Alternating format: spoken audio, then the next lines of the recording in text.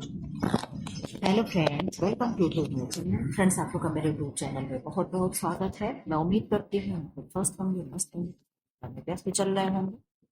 हम लोग क्या पढ़ने वाले हैं? हम लोग टेक्सटाइल का वो देख रहे हैं क्या?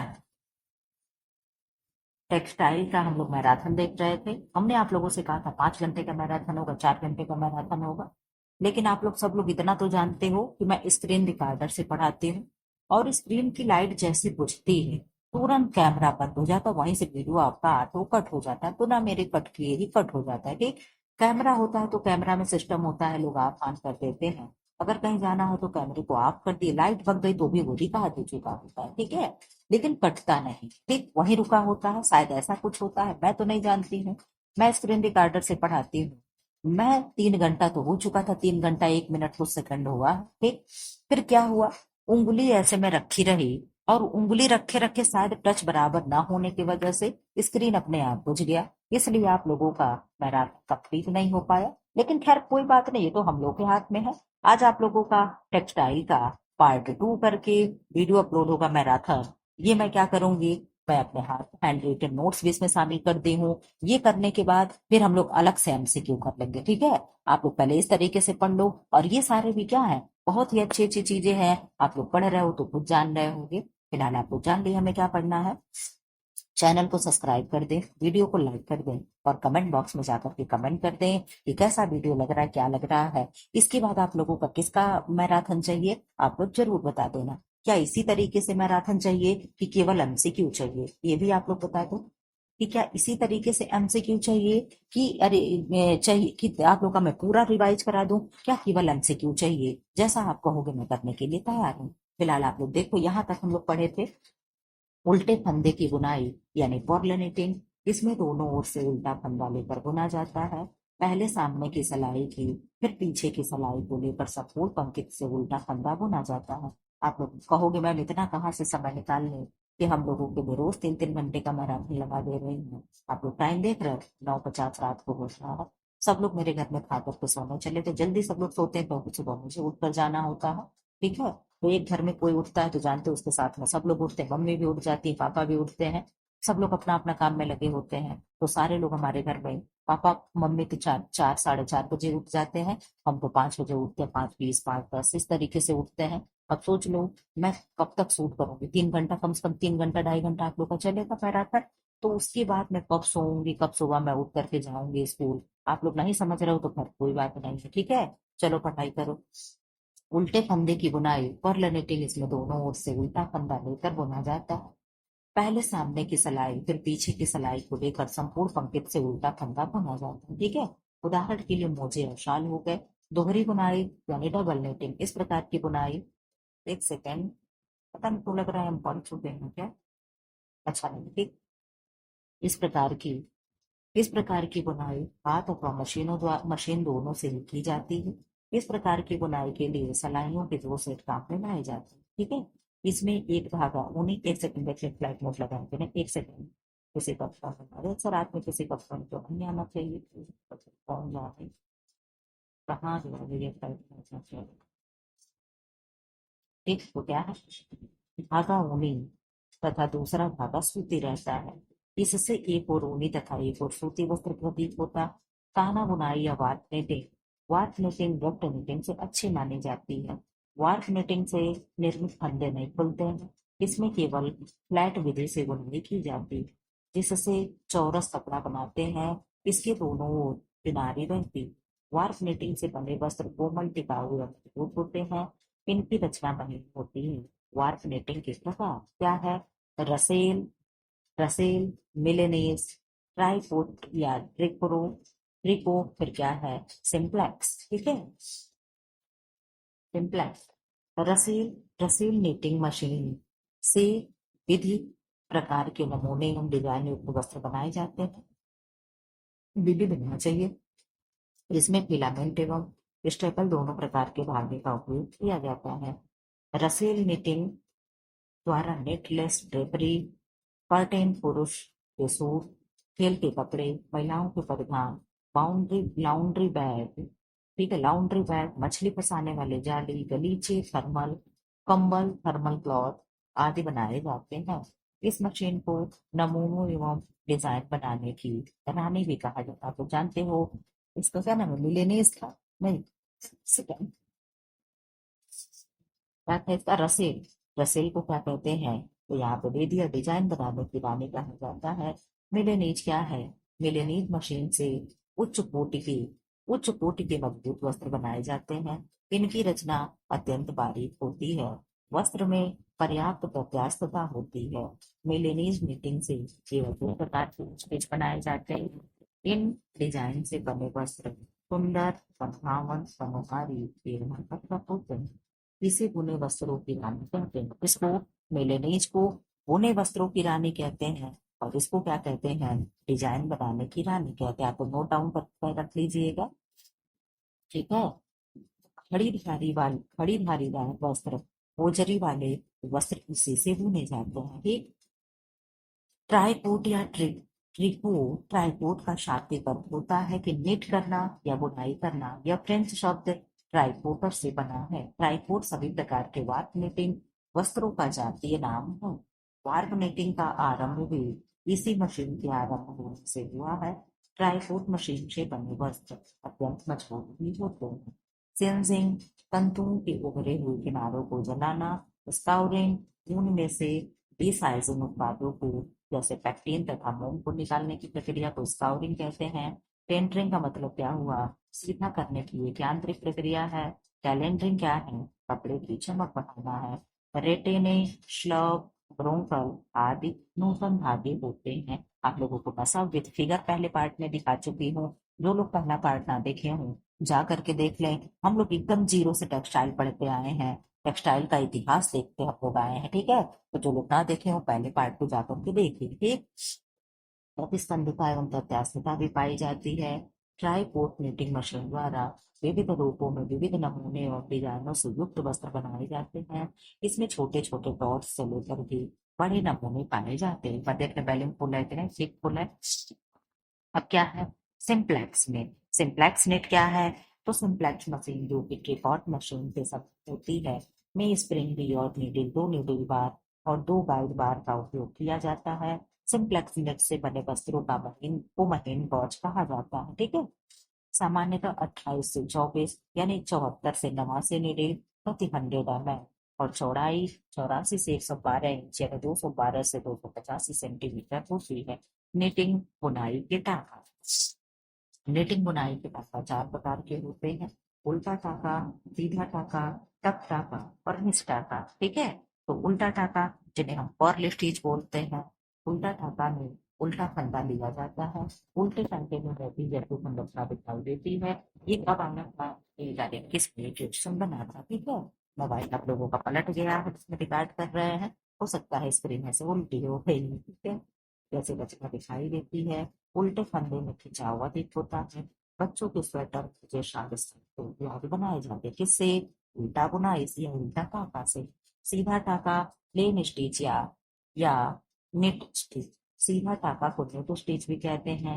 उस स्टिच में सीधा फंदा लेकर बुनाई की जाती है। सीधे तरफ भी चिकनी होती है तथा चोटी जैसे संरचना बनाती है। टक टाका, टक स्टिच, इस टाके में बुनाई करते समय पहली पंक्ति को बिना बुने छोड़ दिया जाता है तथा धागा इसके पीछे से प्रभावित होता हुआ निकल जाता है।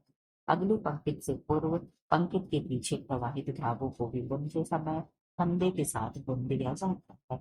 इससे विभिन्न प्रकार के सुंदर सुंदर नमूने बन जाते हैं। मिस टाका क्या है, मिस स्टिच। इस मिस टाके का उपयोग करके सुंदर नमूने युक्त वस्त्र बनाए जाते हैं, ठीक है।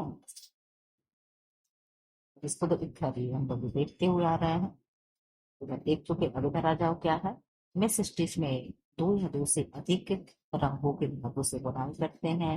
इसमें कुछ फंदों को बिना बुने भी छोड़ दिया जाता है तथा धागों को इसके पीछे से प्रभावित किए बिना निकाल दिया जाता है। इस प्रकार इस टाके से सुंदर एवं आकर्षक नमूने तैयार किए जाते हैं। मिस टाके का प्रयोग हाथ की बुनाई करते समय विभिन्न रंगों के नमूने में किया जाता है। लेस क्या है, पॉलिएस्टर या अन्य संश्लेषित धागों से बनाए जाते हैं। बनाने की विधि और रचना के आधार पर लेस 5 प्रकार के होते हैं। क्रोशिया या क्रोचेड लेस, नोवेलिटी लेस, सुई से निर्मित लेस, शटल या टेटिंग के उपयोग से निर्मित लेस, बॉबिन या पीलो लेस। ठीक है, लेस का उपयोग कहाँ कहाँ होता है, तो निम्नलिखित जगह होता है। वस्त्र के बीच में लगने वाले लेस, दोनों सिरों व डिजाइन डिजाइन लेस या लैगून, एक ही सिरे पर डिजाइन वाला लेस, किनारी पर लगने वाला लेस, बूटे, संपूर्ण वस्त्र पर लगने वाला लेस, और क्या है, बीडिंग या रिबन डालकर। ठीक है, अब आ जाओ आप लोग कर सकते हम लोग देखेंगे इसी तरीके से हम लोग चैप्टर वाइज पढ़ते चले आ रहे हैं। तो अभी इसी तरीके से हम लोग पढ़ते हुए आ रहे हैं। परिसज्जा दो प्रकार की होती है, यांत्रिक परिसज्जा और रासायनिक परिसज्जा। सॉरी सॉरी, यांत्रिक परिसज्जा और रासायनिक परिसज्जा।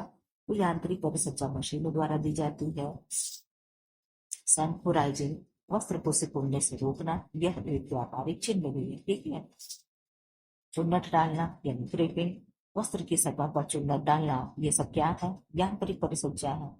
कुटाई यानी विटिंग, वस्त्र की सतह को कोमल चमकदार साधन बनाना है। सींसिंग या सीसिंग, सतह को झुलसा कर चिकना करना है। अब आप लोग बॉक्स वाला पहले चीजें देख लो। कार्बोनाइजिंग फिनिशिंग प्रक्रिया है। कार्बोनाइजिंग में सल्फ्यूरिक अम्ल होता है तो क्लोरिक हाइड्रोक्लोरिक अम्ल से धोया जाता है। एक सेकंड, ठीक है ना, तो ब्लूटूथ की तरह मिल गया है। अम्ल से धोया जाता है। गर्म रोलर द्वारा मोयरिंग की जाती है। वस्त्र पर चमक लाने के लिए ग्लेजिंग प्रक्रिया की जाती है। ग्लेजिंग में गोंद व स्टार्च की सहायता से वस्त्र को बड़ा किया जाता है। रोए को काटना एवं झाड़ना, शेयरिंग एंड ब्रशिंग, सतही संरचना को चमकाना है। शाइजिंग व ड्रेसिंग, सतही संरचना के दोषों को दूर करना तथा वस्त्र को बड़ा करना। टेंटरिंग, वस्त्र की चौड़ाई सही जगह समान करना। कैलेंडरिंग, वस्त्र को चिकना करना। क्या है, वस्त्र को चिकना करना। ठीक है, मोयरिंग क्या है, वस्त्र की सतह पर पान के समान लहर बनाना, पानी होगा। ठीक है, पानी के समान लहर बनाना। नक्काशी करना यानी एम्बोसिंग, वस्त्र की सतह पर नापतों उभारना क्या है, नक्काशी करना एवं एम्बोसिंग करना। ग्लेजिंग क्या है, वस्त्र की सतह को अत्यधिक चमकदार बनाना। शिनराइजिंग क्या है, वस्त्र को सुंदर, कांतिमय एवं आकर्षक बनाना। यह परिसज्जा सस्ते वस्त्रों पर की जाती है, यानी सस्ते कपड़े पे डिजाइन करके सुंदर और कांतिमय आकर्षक बना दिया जाता है। सिरेइन क्या है, सुपर ग्लास देना है। क्या है, सुपर ग्लास देना है। रुएं उठाना यानी मैपिंग करना, वस्त्र की सतह पर रुएं उठाना। ठीक है, अब यहाँ क्या है, केमिकल प्रोसेस परिसज्जा फिनिशिंग यानी रासायनिक परिसज्जा, रासायनिक पदार्थों की सहायता से की जाती है। मर्सराइजिंग क्या है, रचना सघन, वस्त्र कोमल चमकदार, अवशोषकता में वृद्धि, रंगाई रासायनिक शेड, शीघ्रता से गंदा नहीं। अतः यह परिसज्जा पूरी सूती सूती धागों एवं वस्त्रों पर की जाती है। ठीक है, 20% NaOH के घोल में 8 से 10 घंटे तक भिगो कर रखना, प्लस ताप एवं दाब प्रवाहित करना, प्लस वस्त्र को हल्के अम्ल के घोल में धोना। सिल्वट रोधी परिसज्जा क्या है, क्रीज रेजिस्टेंट फिनिशिंग या फिनिश, क्रस होने से बचाना, सिलवटे नहीं पड़ना। ठीक है, जल अभेद यानी वाटर प्रूफ क्या है, पानी के प्रवेश से रोकना। अग्नि अभेद, फायर प्रूफ यानी अग्नि से बचाना। विरंजक यानी ब्लीचिंग, वस्त्र में सफेदी लाना। कीट रोधी परिसज्जा, मोथ प्रूफ प्रूफिंग फिनिश, तो कीटों से बचाना, कीड़ों से बचाना। फफूंदी रोधक यानी मोल्ड प्रूफिंग, फफूंद से बचाना। वजन बढ़ाना यानी वेटिंग प्रोसेस शिल्प पे किया जाता है। स्थिर विद्युत अवरोधक एंटी स्टैटिक, स्थिर विद्युत चार्ज को रोकना, स्थिर विद्युत रसायनों का उपयोग, नायलॉन डिक्रांत व अन्य रासायनिक रेशों का। ठीक है, उस तरीके से क्वेश्चन आप लोग को कम समय में ज्यादा से ज्यादा चीजें रिवाइज हो जा रही हैं। एमसीक्यू करने में बहुत ज्यादा वो नहीं है, आप पढ़े रहोगे तो एमसीक्यू आप खुद कर लोगे। ठीक है, लास्ट में मैं खुद एमसीक्यू कराऊंगी, मैं कह तो रही हूँ। ठीक है, जब मिक्स एमसीक्यू लाऊंगी उसमें करा दूंगी, या तो अलग से ही टेक्सटाइल का केवल एमसीक्यू लाऊंगी, ये थ्योरी नहीं रहेगा। ठीक है, गुणों से परिपूरित करना। ठीक है, 3 क्लास लगा दूंगी, कोई डॉक्टर ने मना किया कि नहीं केवल 2 ही रहेगा, तो ये मैराथन हो जाएगा। एक ऐसे टेक्सटाइल का लगा दूंगी 1 1.5 घंटे का, उसमें सारा एमसीक्यू में करा दूंगी, जो भी 200 300 400 500 रखे हैं। आप लोग परेशान बिल्कुल भी ना हो। ठीक है, मिट्टी एवं दाग धब्बों के प्रति अवरोधकता, सॉइल स्टेन एंड रिप्लेंसी, गंदा होने से बचाना, दाग धब्बे को शीघ्रता से छुड़ाना, वस्त्र हमेशा ताजा दिखाना। एंटी स्नैक परिसज्जा, वस्त्र के उधड़ने से बचाना, स्तर बिंदु चार्ज को कम करना। बैक्टीरिया रोधी परिसज्जा, एंटी बैक्टीरियल फिनिश, बैक्टीरिया से बचाना, वस्त्र की जिंदगी बढ़ाना। ठीक है ना। सिकुड़न रोधी परिसज्जा, श्रिंकेज कंट्रोल फिनिश, सिकुड़न को रोकना, मौलिक आकार को बनाए रखना। स्थायी प्रेस परिसज्जा, परमानेंट प्रेस फिनिशिंग, शिलवटों को रोकना, प्रेस होने से बचाना, वस्त्र की नयापन बनाए रखना। ठीक, इधर आ जाओ आप लोग। अच्छा, यही चीजें लेकर के गए हैं। अब यहाँ आ जाए आप लोग, ये चीजें देख लो। एक दिया है यांत्रिक, इसको आप लोग चाहो तो स्क्रीन शॉट ले लीजिए, स्क्रीन शॉट आप लोग। ये क्या है? यांत्रिक परिसज्जा। हम लोग एक एक करके देखेंगे। कुटाई, कोमल चिकना चमकदार सघन सतह वाले। सेंपोराइजिंग, सिल्वर प्रतिरोधक बनाना। सिंजिंग, रोए झुलसा सतह चिकनी करना। शेयरिंग एवं ब्रशिंग, सतह के रोए काट कर झाड़ना। साइजिंग एवं ड्रेसिंग, कड़ा करने वाले पदार्थ से वस्त्र की सतह को भरना। टेंडरिंग, समसमान चौड़ाई वाला वस्त्र तैयार करना। नेपिंग, कोमलता एवं उष्णता का गुण एवं सतह के दोषों को छुपाने हेतु रोने उठाना। कैलेंडरिंग, गर्म इस्त्री के दबाव से सतह को चिकना, कोमल एवं चमकदार बनाना। मोयरिंग, पानी की लहर के समान दबाव बनाना। नक्काशी करना, रेपिंग लगाकर आकृति बनाना। ग्लेजिंग, अत्यधिक चिकनी सतह बनाना। ठीक है, ये सब क्या है?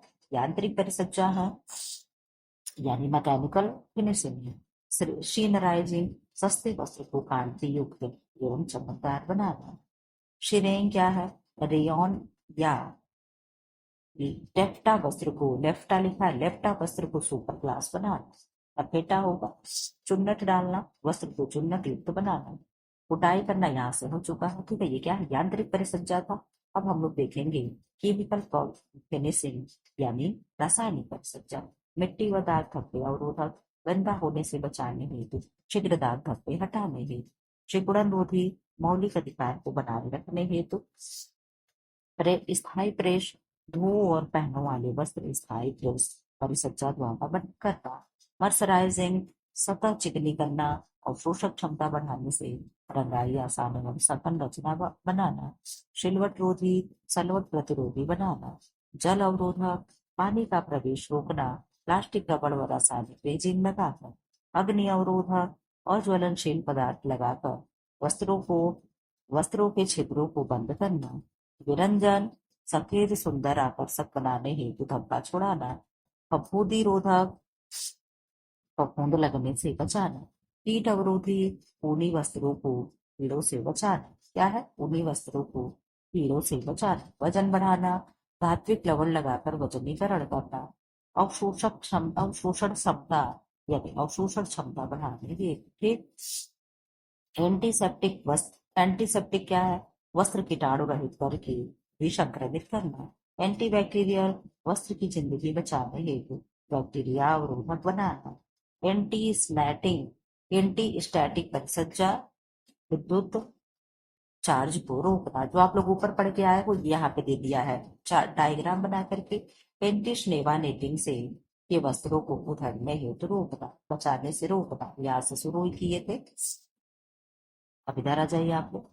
अब यहाँ क्या है? रासायनिक परिसज्जा का थोड़ा सा दिया है। फिर हम लोग यहाँ पे देखेंगे ऊनी वस्त्रों को की परिसज्जा में खींचने की क्रिया को साइजिंग कहते हैं। बड़े स्तर पर कपड़े को प्रेस करने के लिए की प्रक्रिया को कैलेंडरिंग कहते हैं। मर्सराइजिंग परिसज्जा द्वारा वस्त्र की सतह को सुंदर, कोमल, चिकना, चमकदार एवं व्यक्ति युक्त बनाया जाता है। ठीक है। वेटिंग वेटिंग परिसज्जा रेशमी वस्त्रों पर दी जाती है। एसीटेट फैलने वाले रंग होते हैं। राजस्थान की प्रसिद्ध रंगाई बंधेज है। मधुमक्खी, मोमत्ता, पैराफिन, मोम का उपयोग बाटिक में किया जाता है। वस्त्र को रंगते समय नमक को इसलिए डालते हैं कि नमक रंग को शून्य कर दे। शून्य का मतलब कि फैले ना। कहते हैं ना, जिस कपड़े को अगर आप खरीद करके ले आते हो, अगर कपड़ा कलर दे रहा हो तो उसे क्या कर दो, गर्म पानी में नमक और फिटकरी डाल करके रख दो। आप लोग फिटकरी के बारे में बहुत कम लोग जान रहे होंगे, ठीक है, लेकिन नमक के साथ साथ फिटकरी को भी डाल दो तो कलर क्या हो जाता है, शून्य हो जाता है, यानी पक्का हो जाता है, ठीक है। ये रंग ऊन व रेशम के लिए उपयुक्त है। अब यहाँ आ जाओ, रंगों द्वारा वस्त्रों की परिसज्जा, यानी हम लोग आ गए डाइस पे, ठीक है। हम लोग step by step chapter chapter पढ़ते पढ़ते हम लोग आ गए डाई पे, ठीक है।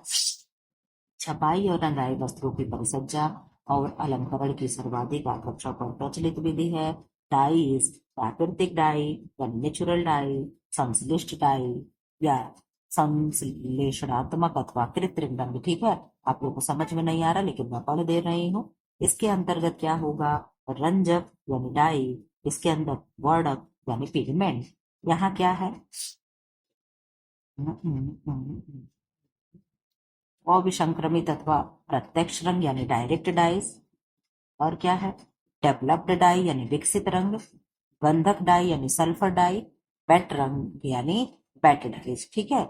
यहाँ क्या है, अम्लीय रंग, क्षारीय रंग या पैंटिक रंग, प्लीत अथवा उदासीन रंग। कुछ पढ़ने में बहुत ब्लर है लेकिन फिर भी ठीक हम लोग पढ़ लिए, इधर तो दिया है ना विस्तार से।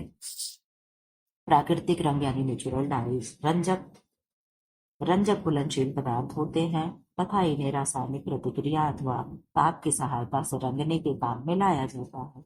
साथ ही रेशों की अवशोषण क्षमता अथवा तथा आत्मसात करने का गुण भी इसमें सहायक होता है। वर्ण क्या है, ये अघुलनशील कण होते हैं तथा ये वस्त्र में आत्मसात नहीं होते हैं, ठीक है।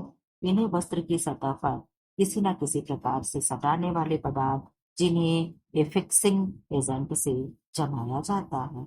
विभिन्न प्रकार के वर्णकों की भी प्रकाश धुलाई आदि के प्रति विभिन्न प्रतिक्रियाएं होती हैं। संश्लिष्ट रंग यानी सिंथेटिक डाई, संश्लिष्ट रंगों की खोज का श्रेय विलियम विलियम हेनरी पार्किन को जाता है, आपको याद रख लेना है। अम्लीय रंग, एसिडिक डाई, एसिड डाइज, अम्लीय रंग रंगीन कार्बन युक्त सोडियम तथा कैल्शियम नमक के लवण होते हैं। ये कॉटन वस्त्रों के अनुरूप नहीं होते। वुल एंड सिल्क दोनों पर इनका प्रयोग किया जा सकता है, परंतु सिल्क की अपेक्षा वुल पर अम्लीय रंग सुंदर चलते हैं। क्षारीय या रंजक क्षारीय रंजक या रक्त, बेसिक आर्गेनाइज सभी संश्लेषित रेशों में से क्षारीय रंगों का ही सबसे पहले आविष्कार हुआ था। इनका प्रयोग सेल्यूलोजिक रेशों से बने वस्त्रों पर किया गया। ठीक, इधर आजा। क्लीब अथवा उदासीन रंग, यही ऊपर हम लोग पढ़ने में नहीं आ रहा था। क्लीब अथवा उदासीन रंगों का अपना एक पृथक तथा नवीन वर्ग है। ये रंग कपास, रेयान, शेड्यूलेजिक रेशे जैसे लीलन के रेशों के लिए अनुकूल होते हैं। इनके द्वारा रंगों को रंगने की विधि के आधार पर इनके कई उपवर्ग हो जाते हैं, जो इस प्रकार है। अनाश्रित अथवा प्रत्यक्ष रंग, डायरेक्ट डाइज, इन्हें कपास, लीलन या रेयान को रंगने के लिए प्रयोग किया जाता है। इनके द्वारा चटक रंग तीव्र यानी ब्राइट तथा पूर्ण रंग वस्त्र पर चढ़ते हैं, ठीक है। पूर्ण रंग चढ़ते वस्त्र पर चढ़ते हैं। इनसे सरलता और आसानी से वस्त्रों को रंगा जा सकता है। इनमें घरेलू नमक भी मिलाया जाता है, अतः कभी कभी इन्हें लवण रंग भी कहते हैं। इनको तो अनाशित अथवा प्रत्यक्ष रंग को, ठीक है। प्रत्येक रंगों से वस्त्रों को रंगने के लिए साधारण विधि का यूज होता है। ये रंग धुलाई की दृष्टि से उतने पक्के नहीं होते हैं।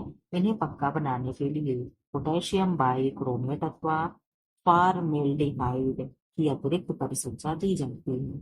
कॉपर सल्फेट की अतिरिक्त परिचर्या से इन्हें प्रकाश के प्रति पक्का बनाया जाता है।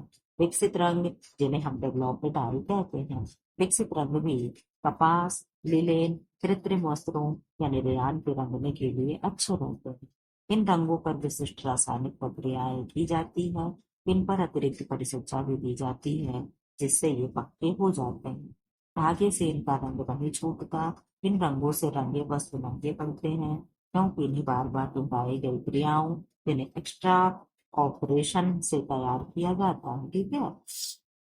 गंधक रंग या सल्फर डाइज, ये कपास, लीलन या कृत्रिम रेशों रेयान के अनुकूल होते हैं। गंधक रंग धुलाई, प्रकाश, पसीना सभी के लिए पक्के होते हैं। क्योंकि इन्हें पक्का करने में कई प्रक्रियाओं से गुजरना पड़ता है। तो वे रंग जो बर्फ के साथ ठंडे स्थान में प्रयुक्त होते हैं उन्हें ये जो रंग कहते हैं, ठीक है। वर्णकों को स्याही भी कहते हैं। हल्के मान बनाने के लिए रंग में सफेद रंग मिलाना का टिंट कहलाता है। रंगाई के वक्त झाग हमेशा वांछनीय नहीं होता, ठीक है। इधर आ जाओ आप लोग, प्राकृतिक रंग, इसको देख लो। प्राकृतिक कलर कौन कौन से होते हैं?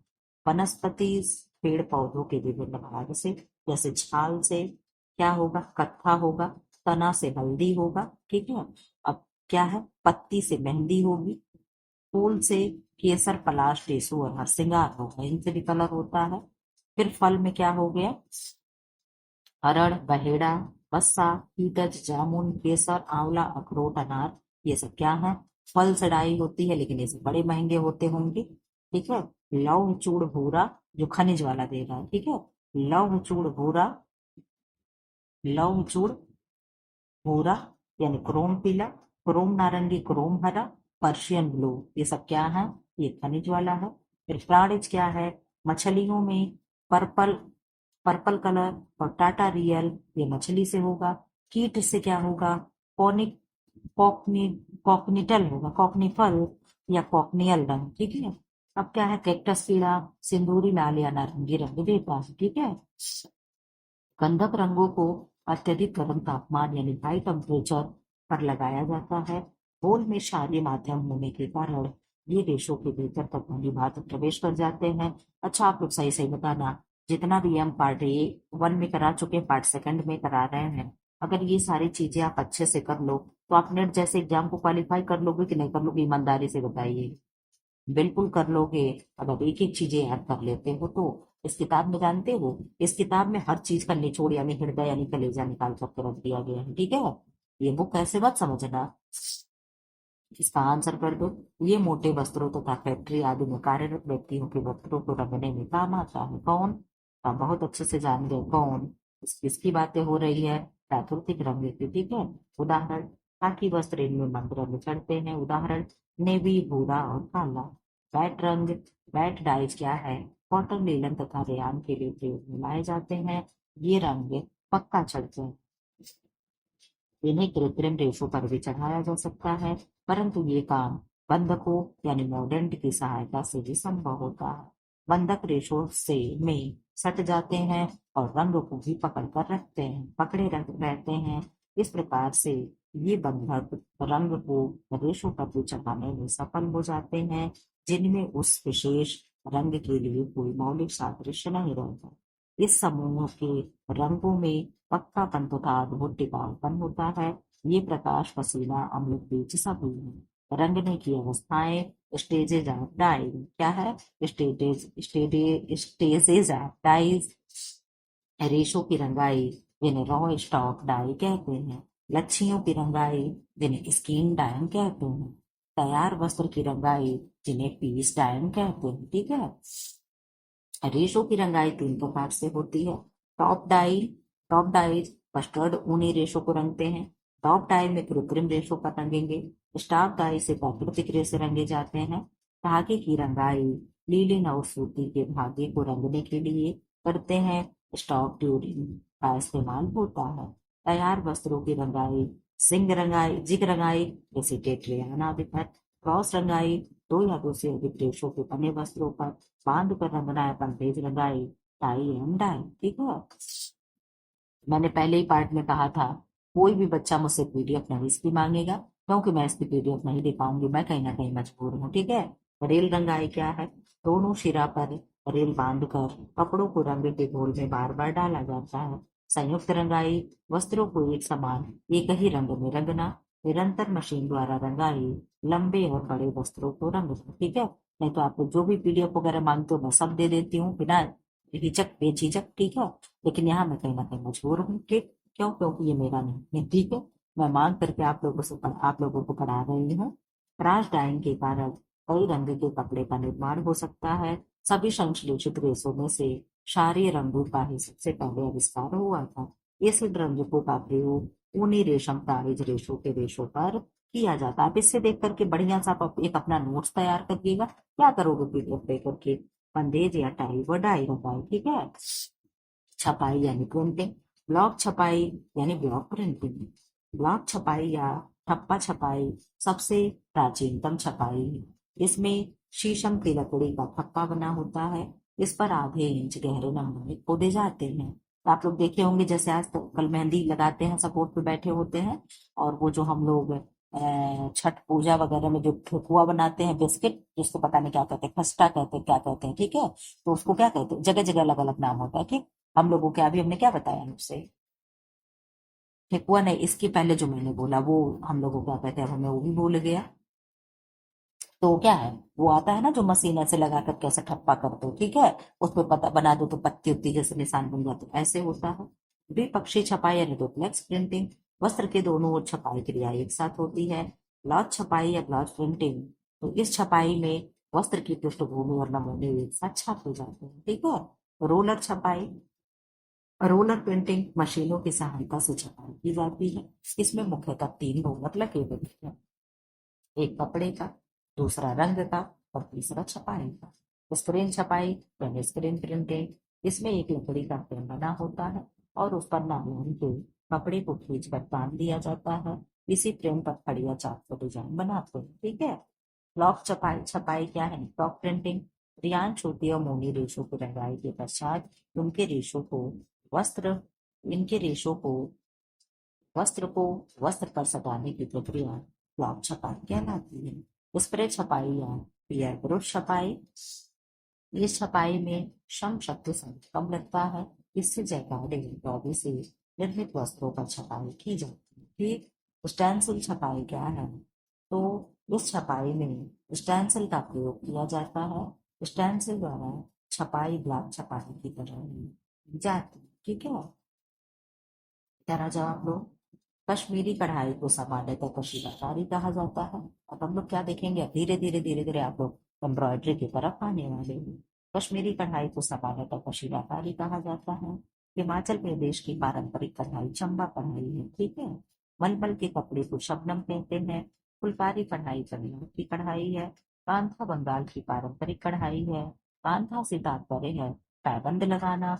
वस्त्र कांथा मुख्यतः बंगाल के स्त्रियों द्वारा निर्मित किया जाता है। पटोला क्या है, काठियावाड़ एवं गुजरात में निर्मित साड़ियां पटोला कहलाती हैं। पटुकट काठियावाड़ के निकट पट्टन नामक स्थान को ही पटोला का जन्म स्थान माना जाता है। ऐसे भी प्रश्न बने हैं। पटोला साड़ियां शादी विवाह के शुभ अवसर पर भी विशेष रूप से पहनी जाती है। आजकल पटोला वस्त्रों का निर्माण भारत के अन्य स्थानों या स्थानों जैसे सूरत, बम्बई, अहमदाबाद एवं उड़ीसा में भी होने लगा है। टिपाई क्या है, टिपाई प्रक्रिया में बूंदों पर रुई को रंग में डुबोकर रंग लगाया जाता है तथा बूंदें बनाई जाती हैं। रंगाई क्या है, लिखाई, बंधाई एवं टिपाई के पश्चात रंगाई का कार्य किया जाता है। वस्त्र को सबसे हल्के रंगों में रंगा जाता है और पश्चात नमूने के अनुसार पुनः बांधकर गहरे रंगों में डुबोया जाता है। सबसे अंत में गहरे रंगों का उपयोग किया जाता है। ब्रोकेड क्या है, ब्रोकेड अंग्रेजी के द्वारा दिया गया नाम, ठीक है। प्रारंभ में ब्रोकेड वस्त्रों को कम भी कहा जाता। ब्रोकेड वस्त्र की संपूर्ण सतह रेशमी धातु से निर्मित होती थी तथा सोने चांदी के महीन तारों से सुंदर सुंदर एवं आकर्षक नमूने बने होते थे। कम भाव का शाब्दिक अर्थ है स्वप्न के समान सुंदर, क्या है, स्वप्न के समान सुंदर। हिम का शाब्दिक अर्थ है बर्फ। मेहंदी कर्नाटक की सूती की कढ़ाई का एक प्रकार है। मेहंदी फंदा साधारण क्रॉस टापा के समान होता है। फंदा मुर्रे लखनऊ की प्रसिद्ध कढ़ाई चिकनकारी के प्रकार है। गुजरात में सूरत, अहमदाबाद एवं बनारस पुरोहित वस्त्र निर्माण के लिए काफी प्रसिद्ध थे। पुरोहित कई प्रकार के होते हैं। नंबर एक कंफाट। अब यहाँ से हम लोग अपना क्या है, धीरे धीरे एम्ब्रॉयडरी में इंटर कर गए। कंफाट, कंफाट को कीमफाट भी कहा जाता है। पुरोहित वस्त्रों से पुरुषों के उपयोग हेतु वस्त्र बनाए जाते थे, जैसे टोपी, अंगरखा, चोंगे, अचकर, हाँ, ठीक है। पुरुषों के साथ साथ इन वस्त्रों का उपयोग महिलाओं के परिधान हेतु भी किए जाते थे। जैसे ब्लाउज, लहंगा, ओढ़नी, पाग। हम पाग काफी महंगे होते थे। इनका उपयोग राजा महाराजाओं, धनी वर्ग ही करते थे। यह वस्त्र ऐश्वर्य, वैभव एवं विनाश के प्रतीक माने जाते हैं। ठीक है, माने जाते थे। आबी रवा क्या है? तो आबी रवा का मतलब होता है, शाब्दिक अर्थ होता है बहता हुआ पानी। ये वस्त्र देखने में सुंदर होता था। इन वस्त्रों पर बहता पानी के जैसा प्रभाव दिखाई दिया जाता था। ठीक है। हिमरस या आमरस क्या है? तो औरंगाबाद यानी हैदराबाद में निर्मित ब्रोकेड वस्त्रों को हिमरस तथा आमरस कहा जाता था। हिमरस संस्कृत के रूपांतरित शब्द हिमरू से लिया गया है। किससे लिया गया है? हिमरू से लिया गया है। हिमरस दो शब्दों से के मिलने से बना है। हिम प्लस रस बराबर हिमरस। अब क्या है? पाठखान है। पाठखान को वक्तव्य कहते हैं। क्या कहते हैं? वक्तव्य कहा जाता है।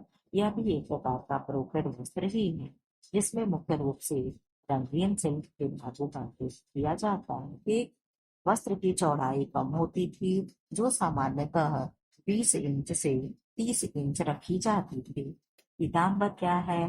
पीताम्बर भारत के दक्षिण में हैदराबाद के पैठण स्थान पर निर्मित किए जाते थे। पीताम्बर शिल्प के धागों से बना जालीदार वस्त्र होता है, जिसमें मुख्य रूप से लाल एवं नारंगी रंग का उपयोग किया जाता है। कलमदार क्या है? यह वस्त्र बाटिक छपाई का ही पुरातन रूप है। इसमें सूती वस्त्रों पर कलम से अथवा ब्रश से नमूनों के उन भागों पर पिघला मोम चढ़ा दिया जाता था जिन्हें रंग से बचाना होता था। इस तरह यह कला आज भी बाटिक कला से मिलती जुलती है। आप लोगों को कुछ समझ में आ भी रहा है कि बस ऐसे ही सुन रहे हो? सुनते रहो, जो अच्छा लगे लिखते रहो, सब कुछ करते रहो। इसमें आंसर नहीं देना है ना, तो इसमें आपके हाथ में कलम पेन होना चाहिए। ठीक है। अब आपको जो मन करे वो करिए। हम तो पढ़ा दिए, पूरी किताब पढ़ा दिए, चाहे जिससे भी मांग करके पढ़ा दिए। ठीक। कलमदार को पालक पूरी भी कहा जाता है। कलमदार वस्त्रों की पृष्ठभूमि हल्की गुलाबी होती थी, जिस पर लाल रंग के नमूने बनाए जाते थे। बनारस शहर जरी कढ़ाई के लिए प्रसिद्ध है। सोने चांदी के तारों से वस्त्रों पर जरी की कढ़ाई की जाती है। भारत की परंपरागत कढ़ाई, traditional embroidery of India. Punjab की फुलकारी, फुलकारी या पंजाब। फुलकारी दो शब्दों से मिलकर बना है। फूल का अर्थ है फूल और कारी का अर्थ है काम यानी वर्क, अर्थात फुलकारी फूलों का काम यानी वर्क का वर्क करती है। यह पंजाबियों की एक महत्वपूर्ण परंपरागत पढ़ाई है। पंजाब की फुलकारी देश विदेशों में प्रसिद्ध है। रोहतक, गुड़गांव, करनाल, हिसार और दिल्ली फुलकारी के काम के लिए काफी प्रसिद्ध है। आप तो जानते हो, जिस भी स्टेट में होता है तो उसके अगल बगल के जितने भी नियरेस्ट के स्टेट होते हैं उन सब में होता है। स्टेट हो गया, जिला हो गया। ठीक है। पश्चिमी पंजाब में फुलकारी को बाग कहा जाता है। क्या कहा जाता है? बाग कहा जाता है। क्यों बाग कहा जाता है? क्योंकि फूलों वाले काम होते हैं। ठीक है। अवरोधक छपाई, अवरोधक छपाई क्या है? अवरोधक छपाई या बाटिक छपाई और डिस्चार्ज छपाई। ठीक है। क्यों ये पेज आगे पीछे हो गया क्या? अच्छा, नहीं यही है। ठीक। जहाँ छपाई नहीं करनी होती है वहां पर मोम, पैराफिन, रेजिन आदि से ढक दिया जाता है। वस्त्र की छपाई होने के बाद अवरोधक पदार्थ को गर्म पानी या साबुन से धो दिया जाता है। इसमें नमूने को रंगा जाता है। पृष्ठभूमि सफेद रखी जाती है। जैसे मान लो ये मेरा एक कपड़ा है, सफेद पृष्ठभूमि है, इस पे ये हम फ्लावर बना रहे हैं जो पिंक पिंक कलर का, हम पूरा ऐसे गोला गोला ही कलर कर दे रहे हैं। तो आप क्या करोगे इसको करने के लिए? इसको करने के लिए क्या करोगे? पूरे इस कपड़े पे तो आपने क्या कर दिया, जैसे हमने फ्लावर को कलर कर दिया ना, चलो मैंने इसको ही कलर कर दिया। चार मुझे ये लाना था। ठीक। अब आप क्या करोगे? आपको बाकी चीजें सफेद रखा, पृष्ठभूमि सफेद रहेगी, तो आप क्या करोगे? अब इस तरीके से कलर करके अब इन सारे चीजों पे क्या करोगे? इन सारी चीजों पे आप मोम लगा दोगे। मोम, पैराफिन जो भी है आप लगा दोगे, और ये चीजें जो छोटी रहेगी उस पे क्या होगा? कलर लग जाएगा। ठीक है। इन चीजों पे क्या होगा? कलर लग जाएगा। फिर बाद में आप क्या करोगे? ये मोम और पैराफिन हटा लोगे, तो इस तरीके से जैसे था ऐसी चीजें आपको दिखने लगेगी। ठीक है। पृष्ठभूमि सफेद हो जाएगी और ये चीजें क्या होगी? कलरफुल दिखने लगेगा। आई थिंक आपको समझ में आ गया होगा। अभी यहाँ क्या है, बाटिक छपाई। इसमें क्या होगा, इसमें पहले वस्त्र पर नमूने अंकित कर लिए जाते हैं।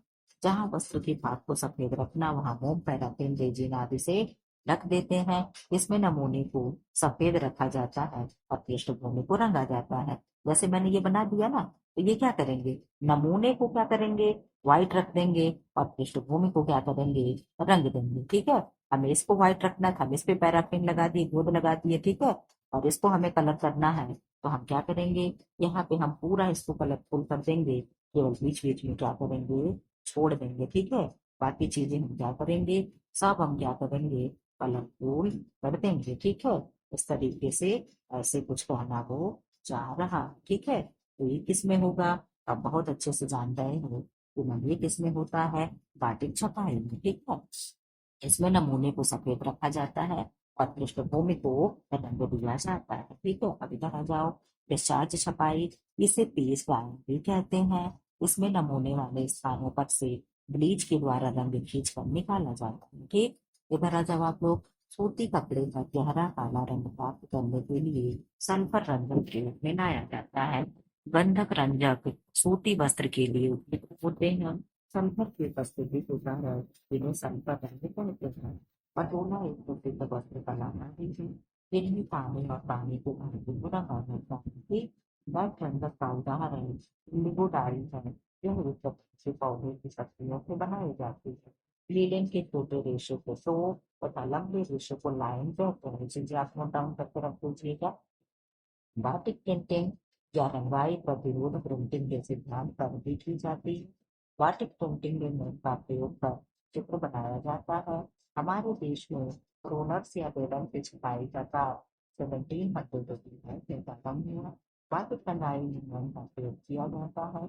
एजोइक डाई को नेटफोल डाई भी कहते हैं। ठीक है, इधर आ जाओ। आपको जो बाटिक छपाई है, जिसे बाटिक छपाई का हुआ देख लो, इसको कलर किया गया, पृष्ठभूमि को अन्य कलर से किया गया है। ठीक है, भारत की परंपरागत वस्त्र। ठीक, वस्त्रों में से कुछ वस्त्र जिनकी प्रसिद्धि विश्व की कोने कोने में है, जैसे धोती की बल्कि क्या है, ढाका का मलमल या मशलिन जिसे कहते हैं। ढाका की मलमल की सर्वाधिक सूक्ष्म एवं बारीक मलमल के वस्त्र बनाए जाते थे। जिसके समान आज तक वैसे मलमल वस्त्रों का आविष्कार विश्व में नहीं हुआ। ठीक है, विज्ञान के क्षेत्र में उत्तरोत्तर वृद्धि हुई है।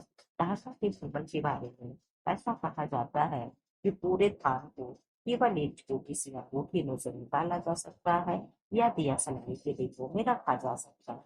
ढाका वस्त्र के प्रकार आबे रवा यानी बहते पानी के समान पारदर्शी, वक्ते हवा यानी हवा के से भी हल्का, शबनम ओस के कौड़। ठीक है, ओश के कौड़। अब इधर आ जाओ, फिर बातें पढ़ेंगे इसके बगल वाला।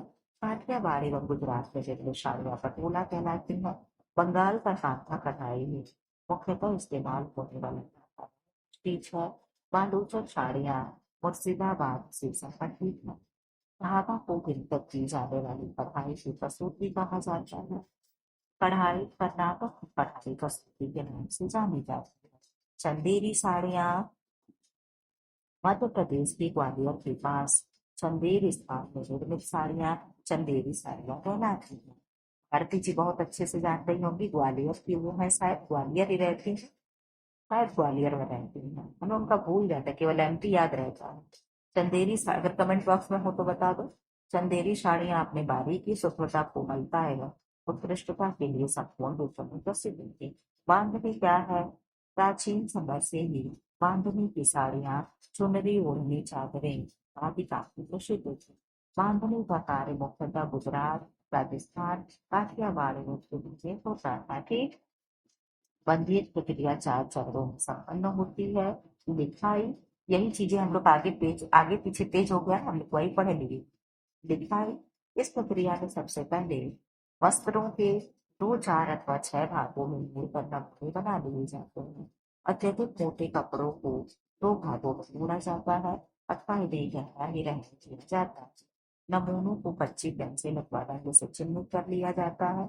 नमूनों को कच्ची पेंसिल से चिन्हित करना लिखाई कहलाता है। बधाई, लिखाई प्रक्रिया के बाद बधाई का कार्य किया जाता है। इसमें नमूने को बाएं हाथ की चुटकी से पकड़कर दाएं हाथ से नमूने को कसकर धागे से बांध दिया जाता है ताकि रंगाई करते समय इसमें रंग प्रवेश ना कर सके। ठीक है, नमूने को धागे से कसकर डालना ही बनकाई कहलाता है। आजकल चंदेरी की साड़ियाँ पूरी तरह से रेशमी धागे से बनाई जाती हैं, जिसे चंदेरी सिल्क कहते हैं। बालूचर साड़ियाँ मुर्शिदाबाद के समीप बालूचर स्थान से भी निर्मित होने वाली साड़ी बालूचर बूटीदार साड़ी कहलाती है। इन साड़ियों के मध्य भाग में छोटे छोटे बूटे अथवा अन्य छोटे रंग होते थे, जैसे फूल पत्ती, पशु पक्षी, मानव आकृति आदि। ठीक क्या है? मानव आकृति आदि। ठीक है, ये हस्तकला यानी हैंडलूम से तैयार की जाती है। बालूचर की साड़ियों में बालूचर की साड़ियों में मुगल काल का प्रभाव भी झलकता था, जैसे फूल सोंगती बेगम। क्या है? फूल सोंगती बेगम, हुक्का पीते सामंत, फारसी किराने परिधानों से घोड़ों पर सवार सामंत घोड़ों पर सवार सवार सामंत, नृत्य करती मानव आकृतियां इत्यादि। ठीक है, मानव आकृतियां इत्यादि। अब क्या है, देख लो 222 वाला पेज हम लोग पहले पढ़ चुके, आगे पीछे हमने कहा ना आगे पीछे हो गया, हम लोग वहां पे पढ़ रहे थे। चलो यहाँ पे देख लेते हैं। प्रसिद्ध मधुबनी पेंटिंग बिहार राज्य से है। रेशम के धागों से तरह तरह की ज्यामितीय आकृतियों को बनाने की कढ़ाई फुलकारी के नाम से जानी जाती है। सिंधी कढ़ाई का दूसरा नाम होती है। लहंगा चोली व ओढ़नी राजस्थान राज्य की महिलाओं का परंपरागत वस्त्र है। उत्सव अवसर के लिए कांधा कढ़ाई से बने पलंग की चादर को हम सूजनी कहते हैं। फुलकारी के प्रकार टाईपात फुलकारी, चोप चोप लाल रंग के पत्थर कपड़े पर बना होता है। यह सुनहरे पीले रंग के रेशमी धागों से दोहरी टकाई के टाके से बनाए जाते हैं। इस वस्त्र यह वस्त्र चोप जो है नानी अपने बेटी की पुत्री की को विवाह के अवसर पे दी थी। नानी नानी अपने नातिन को देती है। सोभर क्या है, यह शाल भी चोप की तरह ही लाल रंग के शॉल पर बना होता है। यह माँ अपनी बेटी को विवाह के अवसर पर देती है। तिलपात्रा क्या है? तिलपात्रा क्या है, तो ये सस्ते एवं झरझरे खद्दर के वस्त्रों पर बनाए जाते हैं। इसमें छोटे छोटे फूलों के नमूने बने होते हैं। यह मालिक अपने नौकर को देता है। कौन देता है? मालिक अपने नौकर को देता है। शीशेदार फुलकारी, यह फुलकारी इस फुलकारी में नमूने बीच बीच में शीशे या अपरख के टुकड़ों को काज वाले टाके से लगाया जाता है। ठीक है, कच्छ की फुलकारी कच्छ प्रदेश में किए जाने के कारण इसका नाम कच्छ फुलकारी पड़ा। नीलक क्या है? नीलक जब नीले रंग के पत्थर के वस्त्रों पर पीले अथवा क्रीम सन रंग के रेशमी धागे से कढ़ाई की जाती है तो उसे नीलक कहते हैं। उत्तर प्रदेश की चिकनकारी, उत्तर प्रदेश के लखनऊ में चिकनकारी कढ़ाई के लिए सदा से ही प्रसिद्ध है। चिकनकारी वस्त्र विश्व भर में प्रसिद्ध है। चिकनकारी वस्त्र में शैडो का काम किया जाता है। चिकनकारी के प्रकार पखिया, यह चिकनकारी का सबसे प्रचलित एवं लोकप्रिय टाका है। यह चपटा टाका है। शैडो कार्य में वस्त्र की उल्टी तरफ से हेरिंगबोन टाके द्वारा सिलाई की जाती है। मुर्री, यही 3 वीडियो लगाने के बाद कोई भी नहीं कहेगा मैम पीजीटी के लिए टेक्सटाइल करा दीजिए, क्योंकि मैंने टेक्सटाइल का संपूर्ण कोर्स आप लोगों को करा दिया। जितना हो सकता था मैंने सब करा दिया। अब आप लोगों की बारी है। चैनल को सब्सक्राइब करो, बेल आइकन को प्रेस करो ताकि नोटिफिकेशन आपको मिलते रहे। जो भी आपको तैयारी करनी है होम साइंस की, जो भी वैकेंसी हो जहाँ की भी हो, आप मेरे साथ जुड़ करके फ्री ऑफ कॉस्ट तैयारी कर सकते हो। ठीक है, आप तुलना भी कर लेना। मेरे यहाँ रेगुलर 10:40 पे सुबह क्लास आता है।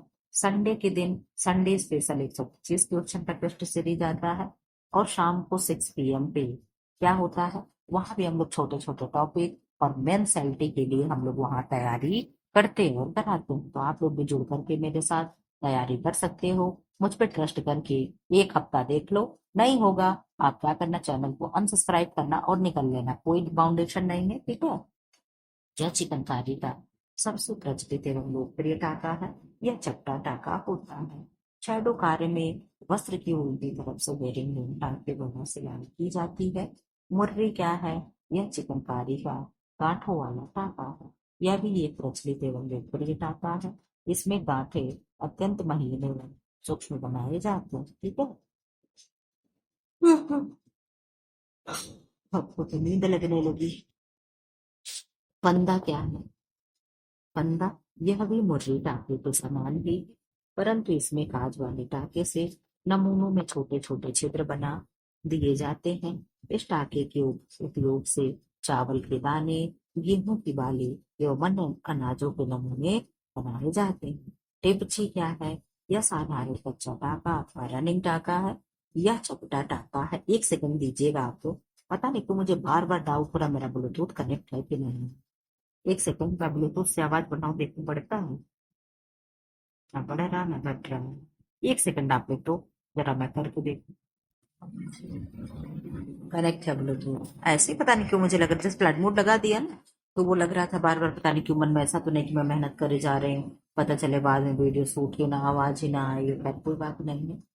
इसमें सीधी रेखाओं का उपयोग करके फूल पत्तियों के नमूने बनाए जाते। कभी कभी ऐसा होता है ना कि 1 घंटा 1.5 घंटा बोल लिया और पता चले वीडियो नहीं देखा। सोच लो उस समय मेरे दिल पे क्या बीतती हो। लेकिन खैर कोई बात नहीं है। जाली आलेले चिकनकारी को जाली टाकों के द्वारा अत्यंत सुंदर एवं आकर्षक बनाया जाता है। फटाऊं क्या है? फटाऊं या कटाऊं कहते हैं। यह चपटा टाका है। इस कढ़ाई में शैडो कार्य किया जाता है। कश्मीर का कशीदा या कश्मीरी कशीदा। ठीक है। कश्मीर अपने प्राकृतिक सौंदर्य एवं आकर्षण के लिए संपूर्ण विश्व में प्रसिद्ध है। इसे धरती का स्वर्ग है नाम अर्थ भी कहा जाता है। कश्मीर की कढ़ाई को कशीदा भी कहा जाता है। कश्मीर के नमूनों में प्रकृति छलकती है, झलकती है। ठीक है। प्रकृति का रूप दिखाई देता है। आप लोग जानते हो ये जो वीडियो मैं आप लोग को मुफ्त में जो चीजें अवेलेबल करा रही हूँ, अगर ये मैं चार्ज रख दूं ना तो भी लोग लेंगे। अब इतना वो हो गया है कि लोग पढ़ने के तरीके से, मेरे ट्रिक से सब लोग इतने प्रभावित होते हैं कि ये लगता है ना कि अगर कोई भी कुछ भी चार्ज रख दो तो लोग खरीदने के लिए तैयार हैं। लेकिन मुझे बेचना नहीं है। मुझे आप लोगों को फ्री ऑफ कास्ट तैयारी करवानी है। ठीक है। मुझे ये नहीं है कि मैं कोर्स को बेचूंगी। ठीक। मैं हमेशा आप लोगों से कहती हूँ, जब तक मैं सारी चीजें अकेले संभाल रही हूँ और जब तक मुझसे हो पा रहा है, मैं आप लोगों से एक पैसे नहीं लूंगी। अब ये आपका कर्तव्य बनता है, जल्दी से जल्दी, जितनी जल्दी हो सके फ्री में आप नौकरी लेकर के निकल जाओ। ठीक है। नहीं तो मेरा जितना ही, आप अभी कल कमेंट बॉक्स में कमेंट आया किसी का, नाम तो नहीं मुझे मिस हो गया, बहुत लोग पढ़ते हो, उन्होंने कहा मैम आप लाइव आइए, लाइव पढ़ाइए। लाइव आने के लिए आप जानते हो, लाइव आने के लिए जैसे मेरा 10:40 पे रेगुलर क्लास चल रहा है, 10:40 पे मैं स्कूल में होती हूँ। ठीक। अब बताओ मैं कैसे लाइव आ सकूंगी? तो वो कंडीशन तो चला गया। शाम को मैं घर पे आती हूँ। ठीक है। तो नेटवर्क प्रॉपर होना चाहिए लाइव के लिए। ठीक। लाइव के लिए प्रॉपर नेटवर्क होना चाहिए और ऐसा रूम हो जहां कोई आपको डिस्टर्ब ना करता हो। ठीक है। कि आपके पास बिल्कुल भी एकदम साउंड प्रूफ रूम हो। तो ये सारी सुविधाएं भी मेरे पास नहीं है। मैं जैसे तैसे कहीं से भी, कभी रात को स्कूल में होती हूँ, अगर कोई 1-2 घंटे खाली रही, किसी क्लास में बच्चे नहीं आए, मौसम खराब रहा, कभी कभी ऐसा होता है ना कि मौसम जैसे खूब बारिश हो रही है तो गांव के बच्चे हैं, पानी वानी भर जाता है, तो 1-2 क्लास के बच्चे आए तो वहां पे 1-2 घंटे खाली रही तो मैं अपने गाड़ी में बैठ करके वीडियो शूट कर ली। ठीक है। फिर जैसे मैं ऐसे तैसे पा करके समय, मैं वीडियो, जैसे मेरे घर में कोई नहीं है, मैं फट से उस मौके का फायदा उठा करके मैं वीडियो रिकॉर्ड कर लेती हूँ। तो आप लोग मेरे सिचुएशन को नहीं समझ पा रहे हो कि अभी मेरे पास प्रॉपर कुछ भी नहीं। ठीक है। कि मेरा एक सेपरेट रूम हो जिसमें वाटर जो साउंड प्रूफ हो, ऐसा कुछ नहीं है भाई। हम मौके की तलाश करके आप लोग का वीडियो शूट करते हैं। तो आप लोग इस चीज को समझे। अभी हम लाइव आपको कुछ नहीं करा सकते हैं। लाइव तब होगी जब प्रॉपर चीजें हो जाएंगी। ठीक है। पहले तो 1000 सब्सक्राइबर पार कर जाएं। ठीक। उसके बाद से मैं देखूंगी अच्छी खासी मेरी वो हो जाए कि ठीक है सारे बच्चे एकदम बिल्कुल पढ़े। खैर अब तो आप लोग पढ़ते हो, खैर इसमें कोई वो नहीं है। सुबह 10:40 पे भी 16-17 लोग आकर के पढ़ते हैं, भले ही रुकते नहीं है, चले जाते हैं, लेकिन लास्ट में जब देखो तो 17-18 लोग गए होते हैं, पढ़ रहे होते हैं। तो मैं देखूंगी कब लाइव आना है। फिलहाल 1000 सब्सक्राइबर हो जाएंगे तो मैं देखूंगी कभी लाइव मैं कैसे कर पाती हूँ, करती हूँ नहीं करती हूँ। किसी से मैं कहूंगी कि लगा के दे दो भैया मैं लाइव बैठ जाऊं। ठीक है। देखते हैं, मेरा भाई इलाहाबाद में तैयारी करता है, वो थोड़ा टेक्निकल जानकारी रखता है, वो आएगा तो देखूंगी मैं, अगर हो सकेगा तो मैं कर दूंगी लाइव, कभी एक क्लास को लाइव ही कर दूंगी। ठीक है। लेकिन लाइव टाइम मैं बताऊंगी, उस समय आप आओगे, जो आप कहोगे वो मैं फिर आप लोगों को जवाब दूंगी। देखूंगी लाइव मैं कब करती हूँ, लेकिन कोशिश करूंगी कि 1,000 सब्सक्राइबर हो जाए। मेरा भाई आने वाला है दीपावली में, दीपावली में जब आएगा तो हो सकता है मैं आप लोगों को तब उस समय लाइव क्लास, एक ही क्लास में चला करके देखूंगी कि लाइव कैसे लगता है, क्या होता है। फिर कभी बाद में ट्राई कर लूंगी, ठीक है कि नहीं, ठीक है तो ठीक है। तो लाइव के लिए आप लोग मत अभी कहा करें भाई, इसमें भी प्रीमियर में आप लोग आंसर देते हो, कुछ भी पूछते हो मैं उसका नहीं बोल पाती हूँ, लेकिन लिख करके टाइप करके आपको आंसर दे देती हूँ। तो आप बेझिझक हमसे पूछ लिया करिए, ठीक है। कश्मीरी शाल के प्रकार, ठीक। पश्मीना शाल, दोशाला, कसाबा, जमाव, दोरोता, ये सब क्या है, कश्मीरी साड़ी के प्रकार है। पाठान, पंपाल, आदिरमा, इमरस और आमरस भारत के लोकप्रिय वस्त्र के अंतर्गत आते हैं। पटोला गुजरात की पारंपरिक डबल इकत साड़ी है। कांथा बंगाल की पारंपरिक कढ़ाई कला है। इसके फटे पुराने वस्त्रों जैसे साड़ी, छोटी चादर, टेबल क्लॉथ, पेटीकोट आदि कई को कई तहों में व्यवस्थित करके नया रूप दिया जाता है। पटोला साड़ियाँ टाई डाई द्वारा उत्पादित की जाती हैं। बड़े बड़े फूल और पत्तियों वाले बर्तनों से बने ढाका की साड़ियों को तोड़दार कहा जाता है या तोड़दार कहलाती है। बंगाल का कांथा, कांथा बंगाल, ये हम लोग पढ़ चुके क्या। हाँ यही तो हम लोग पढ़ रहे थे कि नानी देती है अपने। हाँ ठीक, क्या है, नानी जी, वो हम लोग फुलकारी में पढ़े हैं, ठीक है। कांथा बंगाल की पारंपरिक कढ़ाई कला है। कांथा से तात्पर्य पैबंद लगाना, यानी पैच द क्लोथ। कांथा मुख्यतः बंगाल की स्त्रियों द्वारा निर्मित किया जाता है। कांथा के प्रकार है देव कांथा, और कांथा, दुर्जनी, सुजनी, आर्चिलता या आर्शिलता भी कहते हैं। पेटन रुमाल है, पेटन है, रुमाल है, ठीक है। मतलब ये वाला पेज हम लोग पढ़ चुके, कह रहे थे ना कि ये पेज दोबारा हो चुका है, ठीक है। खैर कोई बात नहीं है, यहाँ पे देख लो, यही पेज दोबारा हो गया है, इसमें कोई वो नहीं है। इधर आ जाओ आप। अब क्या है, हिमाचल प्रदेश की चंबा कढ़ाई। हिमाचल, हिम प्लस आंचल, सुंदर घाटियों, पहाड़ियों एवं हरे भरे जंगलों का प्रदेश है हिमाचल प्रदेश, ठीक है। हिमाचल में के चंबा क्षेत्र में की जाने वाली कढ़ाई को चंबा कढ़ाई कहते हैं। इसे पहाड़ी या कांगड़ा कढ़ाई भी कहते हैं। हिमाचल की कढ़ाई में निम्नलिखित प्रसंगों यानी थीम पर प्रमुख रूप से नक्शे बांधे जाते हैं। रासमंडल, समुद्र मंथन, कालिया दमन, कुरुक्षेत्र युद्ध, अष्टनायिका, रुक्मिणी हरण, मिंजर मेला, जुलूस, ठीक है। कर्नाटक की कसौटी, कसूती या कर्नाटका, कर्नाटक की कढ़ाई कसूती के नाम से जानी जाती है। कसूती दो शब्दों से मिलकर बना है, का प्लस सूती। का अर्थ है हाथ यानी हैंड, तथा सूती का अर्थ है धागा थ्रेड।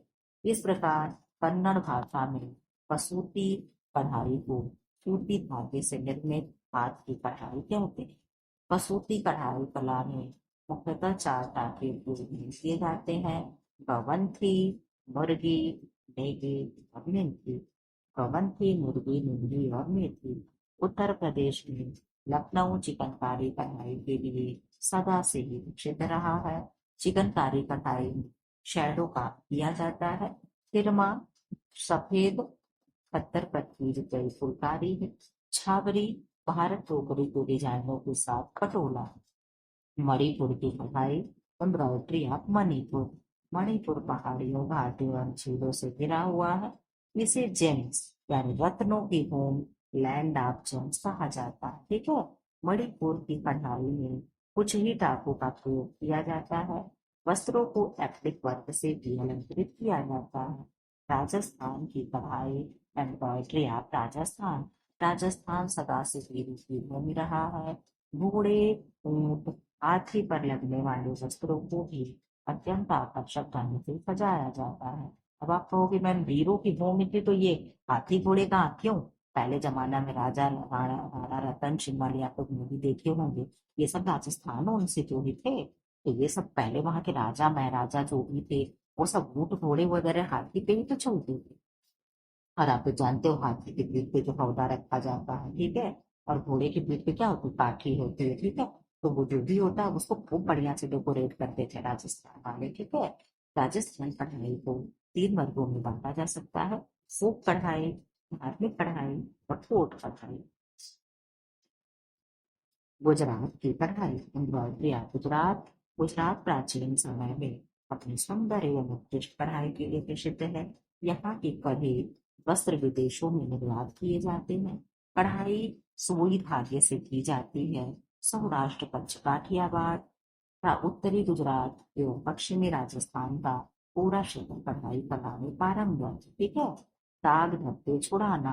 अब यहाँ से सारे एम्ब्रॉयडरी खत्म हो गई। अब हम लोग स्टेन रिमूवर पे आ गए। दाग धब्बों के वर्ग घर के कामकाज में तथा दैनिक जीवन में के क्रियाकलापों में जो दाग धब्बे पड़ जाते हैं वे अपनी प्रकृति के अनुसार निम्नांकित धब्बों वर्गों के होते हैं। जानतो धब्बे अंडे दूध मांस रक्त आदि के धब्बे इस वर्ग में आएंगे।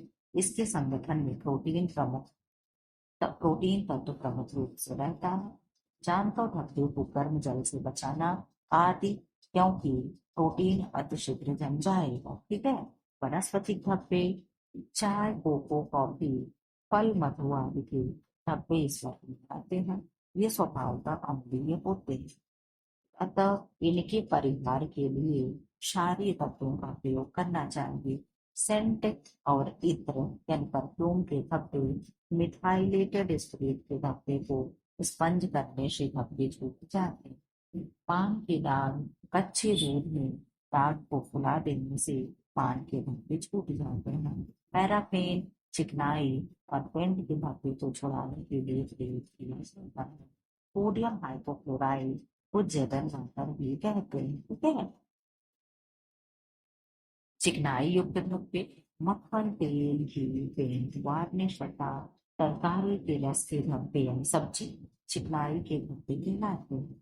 खनिज वर्ग के धब्बे जंग स्याही दवाओं, देखो स्याही भी कहाँ का है, खनिज का है। दवा क्या है, खनिज का है। औषधियों के धब्बे इसके अंतर्गत आते हैं। ये वाला आप लोग को फंसा सकता है। ठीक है। इनमें धातु और रंग का सम्मिश्रण संगठन रहता है।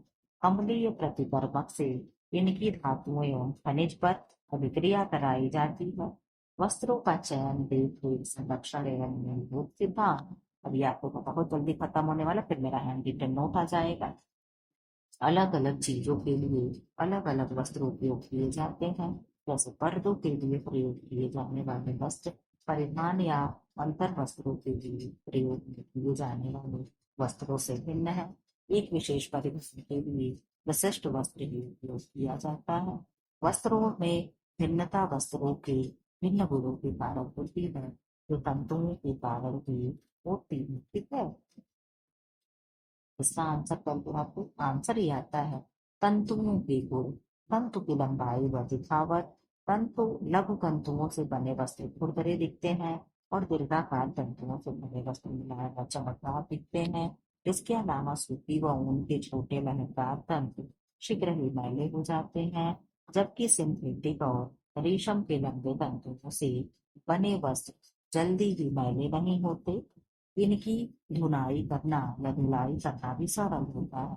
नमी अवशोषण सूती नमी को अधिक अवशोषित करता है, जबकि सिंथेटिक तंतु नमी को कम अवशोषित करते हैं।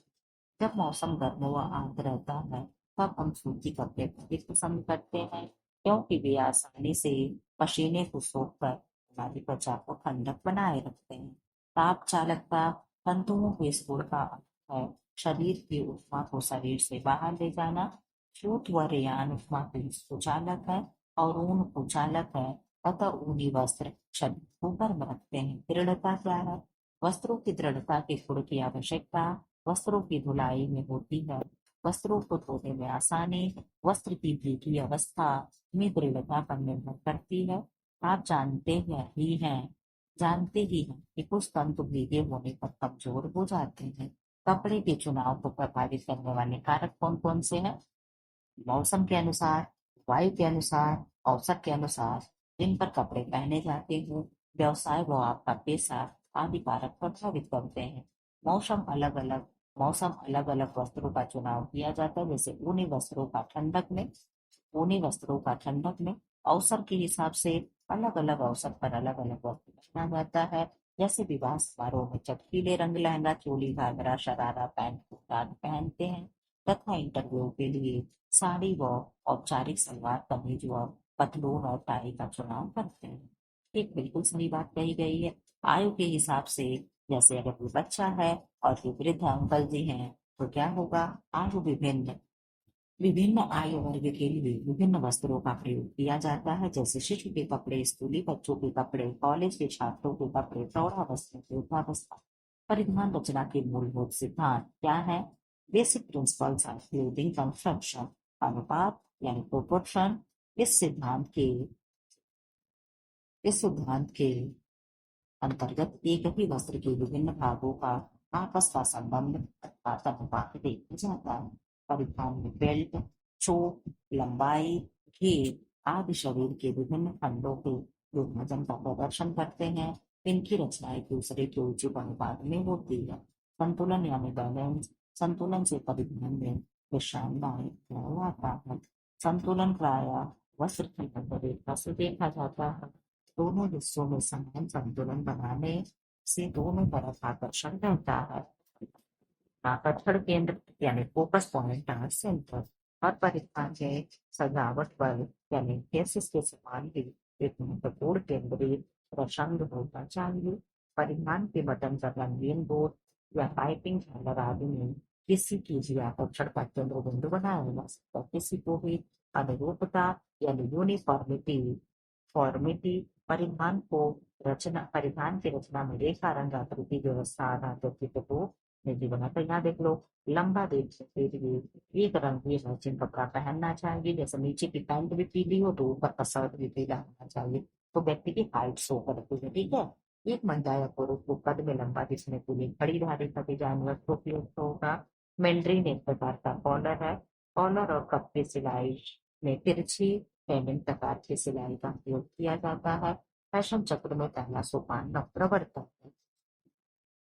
परिधान के बाह्य आकार को प्रभावित करने वाली रेखाएं ग्रीवा रेखा यानी नेक लाइन। उचित प्रकार की ग्रीवा रेखा से फिगर यानी शरीर के अनुरूप परिधान का निर्माण हो सकता है। ठीक है।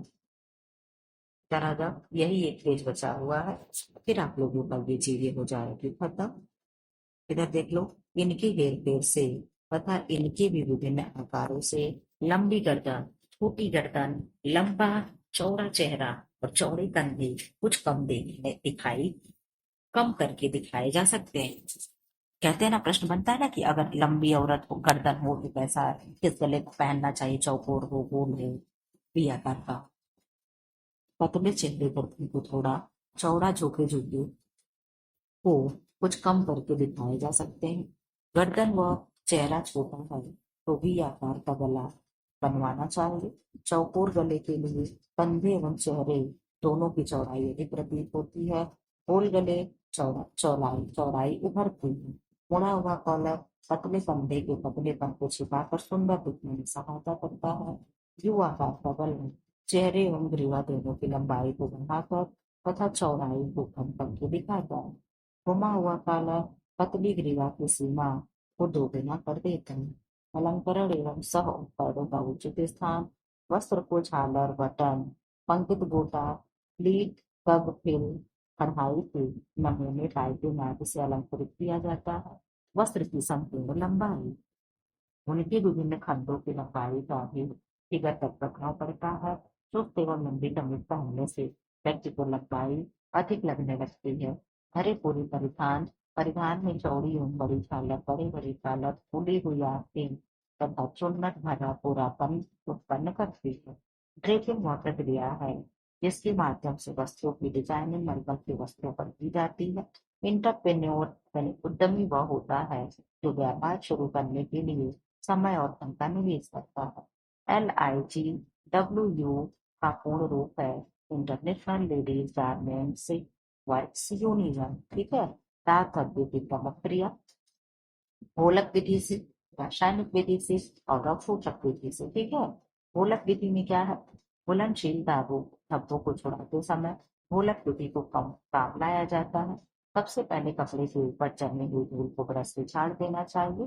फिर चिकनाई लगे स्थान पर अन्य कोई धब्बे वाले स्थान पर कपड़े को उलट कर इस प्रकार रखे कि धब्बे का सीधा भाग नीचे रहे और फिर उसके भी नीचे ब्लॉटिंग पेपर यानी सोखता कागज रखना चाहिए और चिकनाई के पास पायसी करण करने वाले पदार्थों को लगाना चाहिए।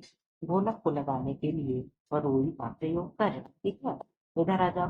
रासायनिक विधि। जो दाग धब्बे आसानी से नहीं टूटते उन्हें कुछ विशेष रासायनिक की सहायता से बनाया जाता है, जैसे सुहागा, जेबल वाटर और जेबी सुधार। अवशोषक विधि। जिन वस्त्रों पर तेल, मक्खन, घी आदि के धब्बे लग जाते हैं उन्हें अवशोषक पदार्थों की सहायता से दाग छुड़ाए जाते हैं। रक्त के धब्बे ठंडे पानी तथा साबुन से धोने से छूट जाते हैं। ताजे पेंट और वार्निश के धब्बे केरोसिन तेल से सहज ही छूट जाते हैं। जंग के धब्बे और जैविक एसिड के पानी की पोटली बनाकर पानी में डुबो डुबो कर धब्बे पर रगड़ने से दाग छूट जाते हैं। पसीने के धब्बे। पसीने के कारण वस्त्रों पर धब्बे बढ़ जाते हैं। पसीने के दाग छुड़ाने के लिए वस्त्र को धूप दिखाना चाहिए। जेबल वाटर पोटेशियम परमैंगनेट अथवा हाइड्रोजन पेरोक्साइड से स्पंज करना चाहिए अथवा घोल के धब्बेदार वस्त्र को डुबा देना चाहिए। मोमबत्ती के धब्बे क्या होंगे?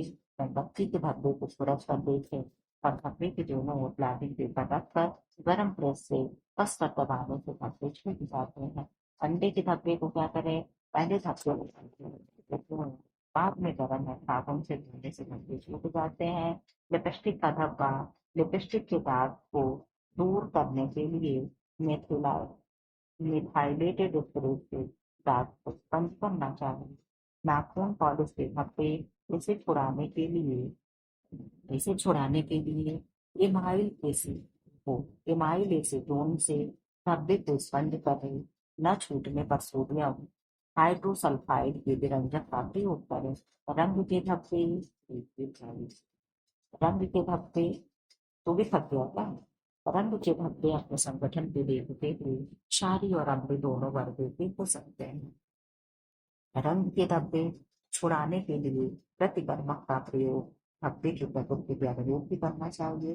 घास के धब्बे। घास के धब्बे क्लोरोफिल की उपस्थिति के कारण एक पृथक वर्ग में होते हैं। घास के धब्बे केवल साबुन और पानी के प्रयोग से ही टूट जाते हैं। दाग धब्बे छुड़ाने के सामान्य निर्देश। याद रखिए कि ताजे धब्बे को छुड़ाना आसान है। दाग जितनी पुराना होता जाएगा उतना ही उसे छुड़ाना कठिन होता जाएगा। अतः धब्बा लगते ही उसे छुड़ा देना चाहिए, चाहे संपूर्ण वस्त्र को धोने की क्रिया कुछ समय बाद ही क्यों न की जाए। जिन धब्बों की प्रकृति का पता है उन्हें उनके निश्चित विशिष्ट प्रतिबंधक से छुड़ाना चाहिए। ठीक है। दरअसल अब यहाँ पे क्या है? ये तो है सिलाई मशीन। ठीक है। सिलाई मशीन हम लोग देखते हैं क्या है। तो एक सिलाई मशीन मशीन एक मशीन है। एक सिलाई मशीन एक मशीन है जिसका उपयोग कपड़े और सामग्री को एक साथ धागे से सिलने के लिए किया जाता है। पहली औद्योगिक क्रांति के दौरान कपड़ों की कंपनियों के लिए किए जाने वाले मैनुअल सिलाई कार्य को की मात्रा को कम करने के लिए सिलाई मशीन का आविष्कार किया गया था। पहली सिलाई मशीन के आविष्कार के बाद से इसे आमतौर पर 1790 में अंग्रेज थॉमस सेंट का काम जाना जाता था। अच्छे आउटपुट और सुरक्षा के लिए साफ सुथरी तेल डली हुई मशीन आवश्यक है। सिलाई में खराबी को रोकने में सिलाई मशीन का खतरा प्रभाव भी महत्वपूर्ण है। मशीन जब उपयोग में ना हो तब धूल को रोकने के लिए उसे एक उपयुक्त आवरण से ढक कर रखें। ठीक है। कुछ संगठनों में यह ऑपरेटरों द्वारा किया जाता है लेकिन कुछ अन्य जगहों पर यह काम मैकेनिक द्वारा किया जाता है। आप लोग सब पढ़ लेना। इसको स्पूल पिन कहते हैं, इसको क्या क्या कहते हैं, आर्मरेस्ट कहेंगे, कहाँ कहाँ क्या है, सारी चीजें आप लोग देख लीजिएगा। यहाँ पे ऊपर ब्लर आया हुआ है। सिलाई मशीन की सफाई कैसे करेंगे, इसकी आवश्यक सामग्री क्या है, ये भी आप लोग देख लेना। ठीक है। उसके बाद अब मैं क्या करूंगी, आप कहोगे मैम सब तो हम लोगों को छोड़ करके चली जा रही हैं। यहाँ देख लो ये सारी चीजें क्या है। सिलाई मशीन में ऑयलिंग यानी तेल कैसे डालें, सामग्री की आवश्यकता क्या क्या है, इधर देखते चलो। हैंडलिंग ये भी क्या है, टूल और उपकरण है। मापने का टेप, सिलाई का गेज, पिन कुशन, हाथ की सुइयां, सिलाई की सुई थ्रेड, सिम रीपर। ठीक है। कपड़े की काटने की विधि। देखिए अगर सिम रीपर के बारे में दिया होगा तो आप लोगों को बता देंगे, लेकिन दिया नहीं होगा मुझे मालूम। ठीक है। इधर आ जाओ। नियमित रूप से धोने और खंगालने सुखाने, ये भी हटा दो। यहाँ आ जाओ धुलाई, हाँ यहाँ मैं बनाऊंगी। धुलाई के लिए प्रतिकर्मक और विरंजक। विरंजक क्या है? ऑक्सीकारक तथा चयन विरंजक, सूर्य प्रकाश, नमी, वायु अभ्यास, sodium perborate, potassium permanganate, hydrogen peroxide, sodium hydrochloride, sodium bisulphide. चिकनाई निष्कासन के लिए petrol, benzene, acetone, methylated spirit, carbon tetrachloride, paraffin, turpentine. चिकनाई और शोषक। धुलाई के अतिरिक्त प्रतिकर्मक, क्षारीय प्रतिकर्मक, sodium carbonate, ammonia, borax, acetic acid, salt of lemon, oleic acid, ये सब क्या है? अब इसके बाद माड़ और नील है, ये लगाने के तरीके हैं, सब कुछ दे रखा है, आप नोट करके रख लीजिए। यहाँ से चीजें क्या है? वही चीजें आ गई जो हम लोग पीछे से शुरू किए थे। 1 सेकंड का टाइम दो, हम अपना हैंड रिटेन नोट ओपन कर लें। राइटिंग मेरी इसमें बहुत ही खराब है, क्योंकि मैं ऐसे ही पढ़ते और रिवाइज करते चली गई हूँ। ठीक, ये मेरा नोट्स नहीं है। नोट्स ये मान लो बना करके पढ़े थे, ठीक है, लेकिन राइटिंग थोड़ी सी बहुत जल्दी जल्दी लिखे, कोई ध्यान नहीं देगा, मैं पढ़ते चलूंगी, आप लोगों को कोई दिक्कत नहीं होगी। टेक्सटाइल से क्वेश्चन है, ये सब वन लाइनर मैंने लिखा है। वस्त्र विज्ञान के अनुसार वस्त्र निर्माण की सबसे छोटी इकाई तंतु यानी फाइबर है। सूती वस्त्र वनस्पत जगत से मिलता है। भारतवर्ष में प्रायः सूती वस्त्र अधिक पहने जाते हैं, ठीक है, क्योंकि वातावरण के अनुकूल है। वूल, भेड़, बकरी, खरगोश, ऊंट सबसे मिलता है क्या? मतलब रेशे, ठीक है। उच्च गुणवत्ता वाली वूल मेमने यानी लैम्प्स की होती है, ठीक है। खनिज तंतु पर आग का प्रभाव नहीं होता। स्पंडक्स धातुमय यानी खनिज है, चट्टानों से मिलता है, इससे अग्निरोधक वस्त्र बनाते हैं, ठीक है। लंबे लंबी महिला को साड़ी और ब्लाउज भिन्न भिन्न रंग की पहनने चाहिए। रेशमी वस्त्रों को रीठे से धोते हैं। रेशम पर दूध का स्टार्च लगाते हैं। रेशमी वस्त्रों पर चमक लाने के लिए मिथिलेटेड स्प्रेड का यूज करते हैं। फाइबर्स द्वारा अपनी पूर्व आकृति को प्राप्त करना इलास्टिसिटी यानी प्रत्यास्थता कहलाती है, ठीक है। रेजिलेंस यानी प्रतिस्पंदता क्या है? दबाने मोड़ने छिपुड़ने के बाद वस्त्र पुनः अपने आयतन प्राप्त कर लेते हैं, ठीक। रेशमी वस्त्र सफेद और क्रीम रंग का होता है। फूल यानी ऊन जलाने पर चिड़िया के पंखों के जलने जैसी गंध देती है तथा सब्जी के फूल में 5 से 6 मिनट तक उबालने पर पूर्ण रूप से गुलकर अदृश्य हो जाती है। बाल के जलने जैसी गंध सिल्क से आती है। गिनी मोटाई काटन में होती है। बीज को अलग करना हैकलिंग लिनन में किया जाता है। डिगमिंग रेशो से दूध अलग करना सिल्क में होता है। बॉगेट गोल उच्च कोट की होती है। 12 से 14 माह की तुलसी निकाली जाती है। भीतर बुल भेड़ के ऊपर ऊपर से दूसरी बार उतारा गया बुल क्या कहलाता है? भीतर बुल कहलाता है। वर्जिन बुल क्या है? इसे हम पवित्र बुल कहते हैं। भेड़ के शरीर से पहली बार उतारा गया बुल क्या होता है? वर्जिन बुल, इसे हम कुंवारी बुल भी कहते हैं। रीस बुल क्या है? जिंदा भेड़ से के शरीर से उतारा गया बुल रीस बुल है। उल्ड बुल क्या है? या खींचा गया बुल मरी हुई भेड़ के शरीर से उतारा गया बुल क्या कहलाएगा? उल्ड बुल कहलाएगा। क्वेश्चन यहाँ भी वही चीजें हैं, लेकिन वन लाइनर हम लिख करके लेकर के आए हैं, ठीक है। इधर देख लो, हाई क्वालिटी बुल और low quality bull. High quality bull क्या क्या है? लंब bull, virgin bull, ओगेट bull, weather bull and freeze bull, ठीक है। और लो क्वालिटी का पुल्ड बुल और डेड बुल, पोटी बुल और टैगलॉक बुल और कार्पेट बुल, ये सब क्या है? लो ग्रेड के हैं या लो क्वालिटी के हैं। डेड बुल क्या है? अचानक मरी हुई भेड़ के शरीर की बाल से उतारना। पोटी बुल भेड़ों का विपरीत जलवायु में पालन होना। कार्बोनाइजिंग बोल को धुलना ही H2SO4 प्लस HCl यानी सल्फ्यूरिक प्लस हाइड्रोक्लोरिक अम्ल से धुला जाता है। ग्रे गुड्स क्या होता है? परिधि से उतारा गया वस्त्र ग्रे गुड्स कहलाता है।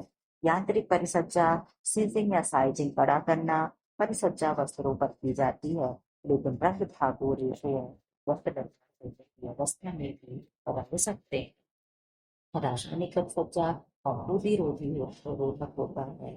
टर्पेन टर्पेंटाइल एवं फॉर्मेल्डिहाइड का प्रयोग करके मोयरिंग परिसज्जा में लहरों के समान डिजाइन बना होता है। मर्सराइजिंग क्रिया में कास्टिक सोडा का प्रयोग करते हैं। मर्सराइजिंग रासायनिक परिसज्जा है, कॉटन पर चमक लाने के लिए किया जाता है। जानवर सख्त हो जाता है, ठीक है। रेशे से धागा बनाने की प्रक्रिया स्पिनिंग यहाँ पर करनी चाहिए आती है। कॉटन यानी कपास का कपड़ा डैश डैश डैश छोड़ दिए। राजस्थान का मैनचेस्टर भी से कहते हैं।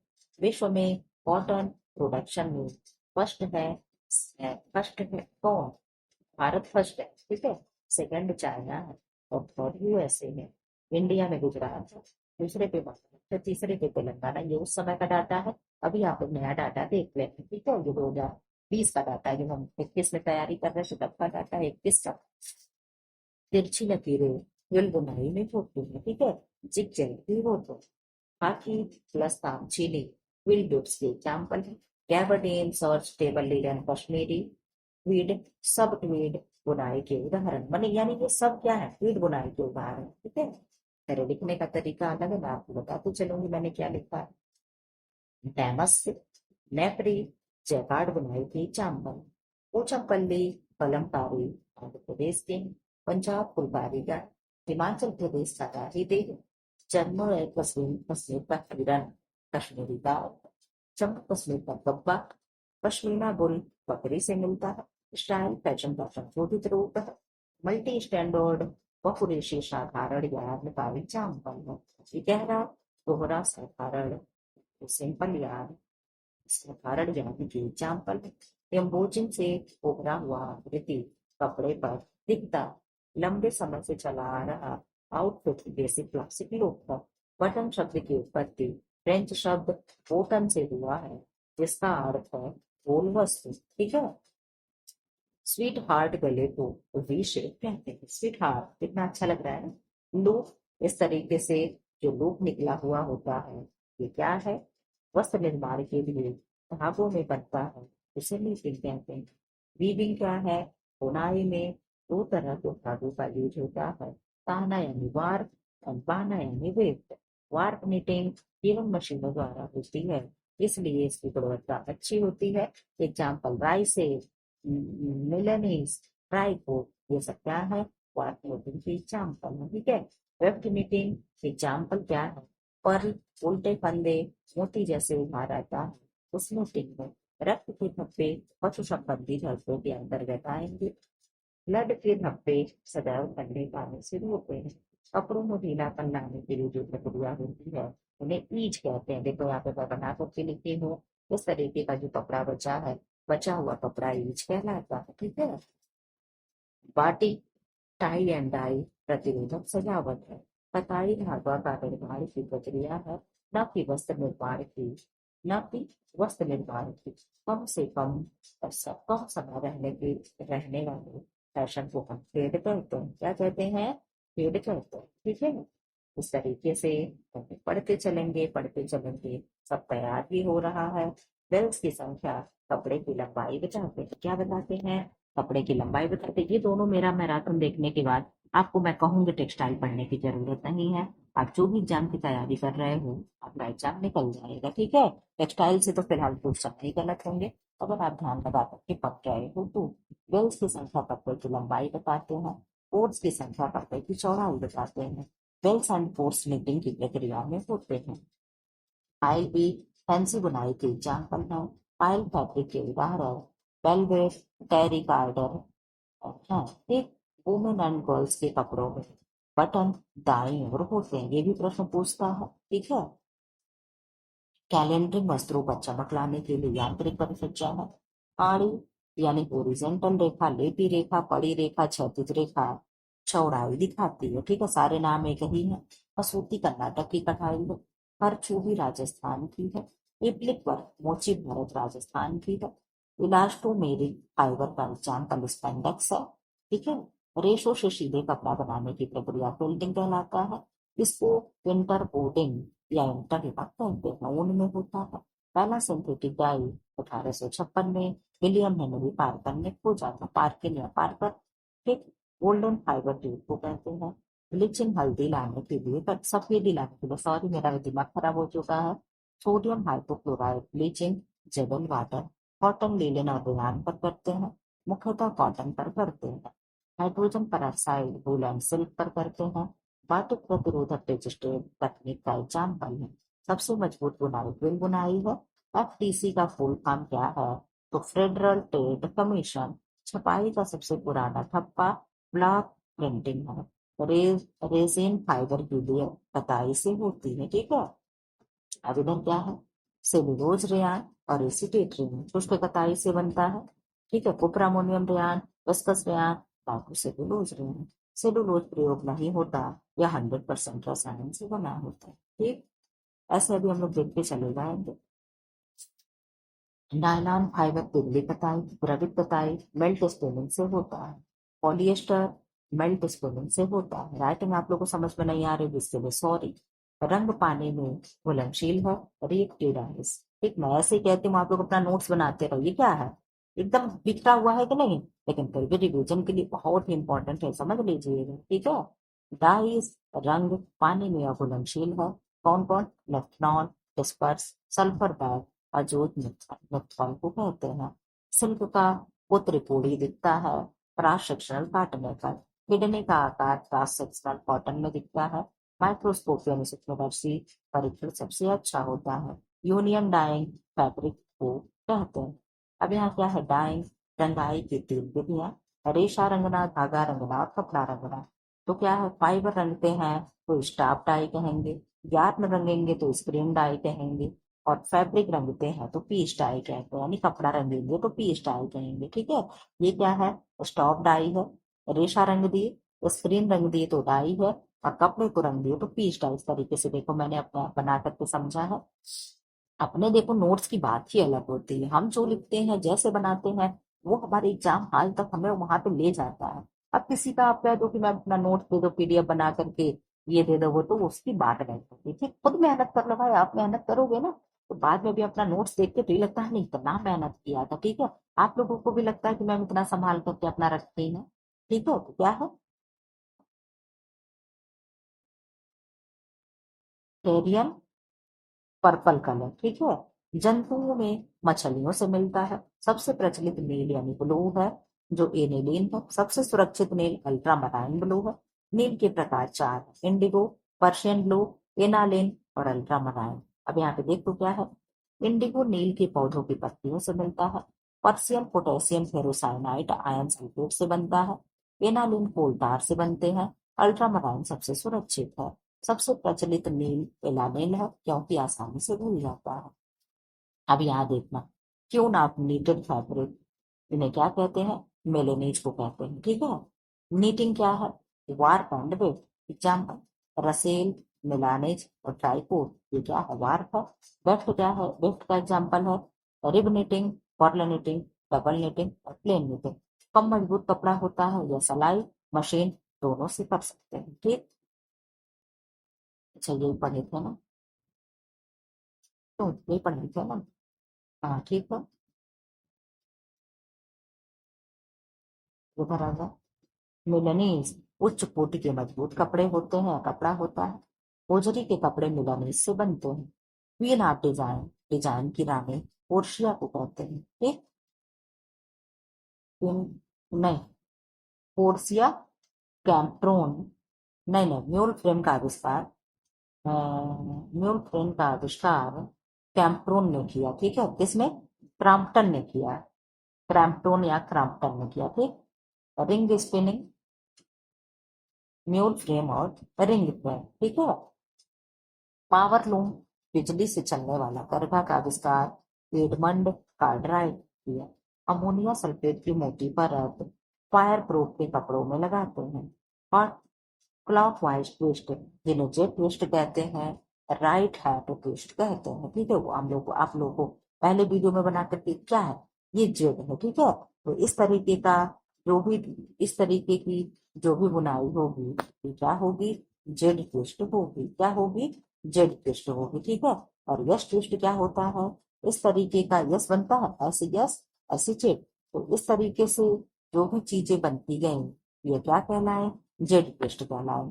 और इस तरीके से जो भी चीजें बनेंगी, एक सेकंड, ऐसे जाएगा, हाँ। इस तरीके से जो भी चीजें बुनी जाएंगी, ये क्या कहलाएगी, यश ट्विस्ट कहलाएगी, क्या कहलाएगी, यश ट्विस्ट कहलाएगी, ऐसे, ठीक है।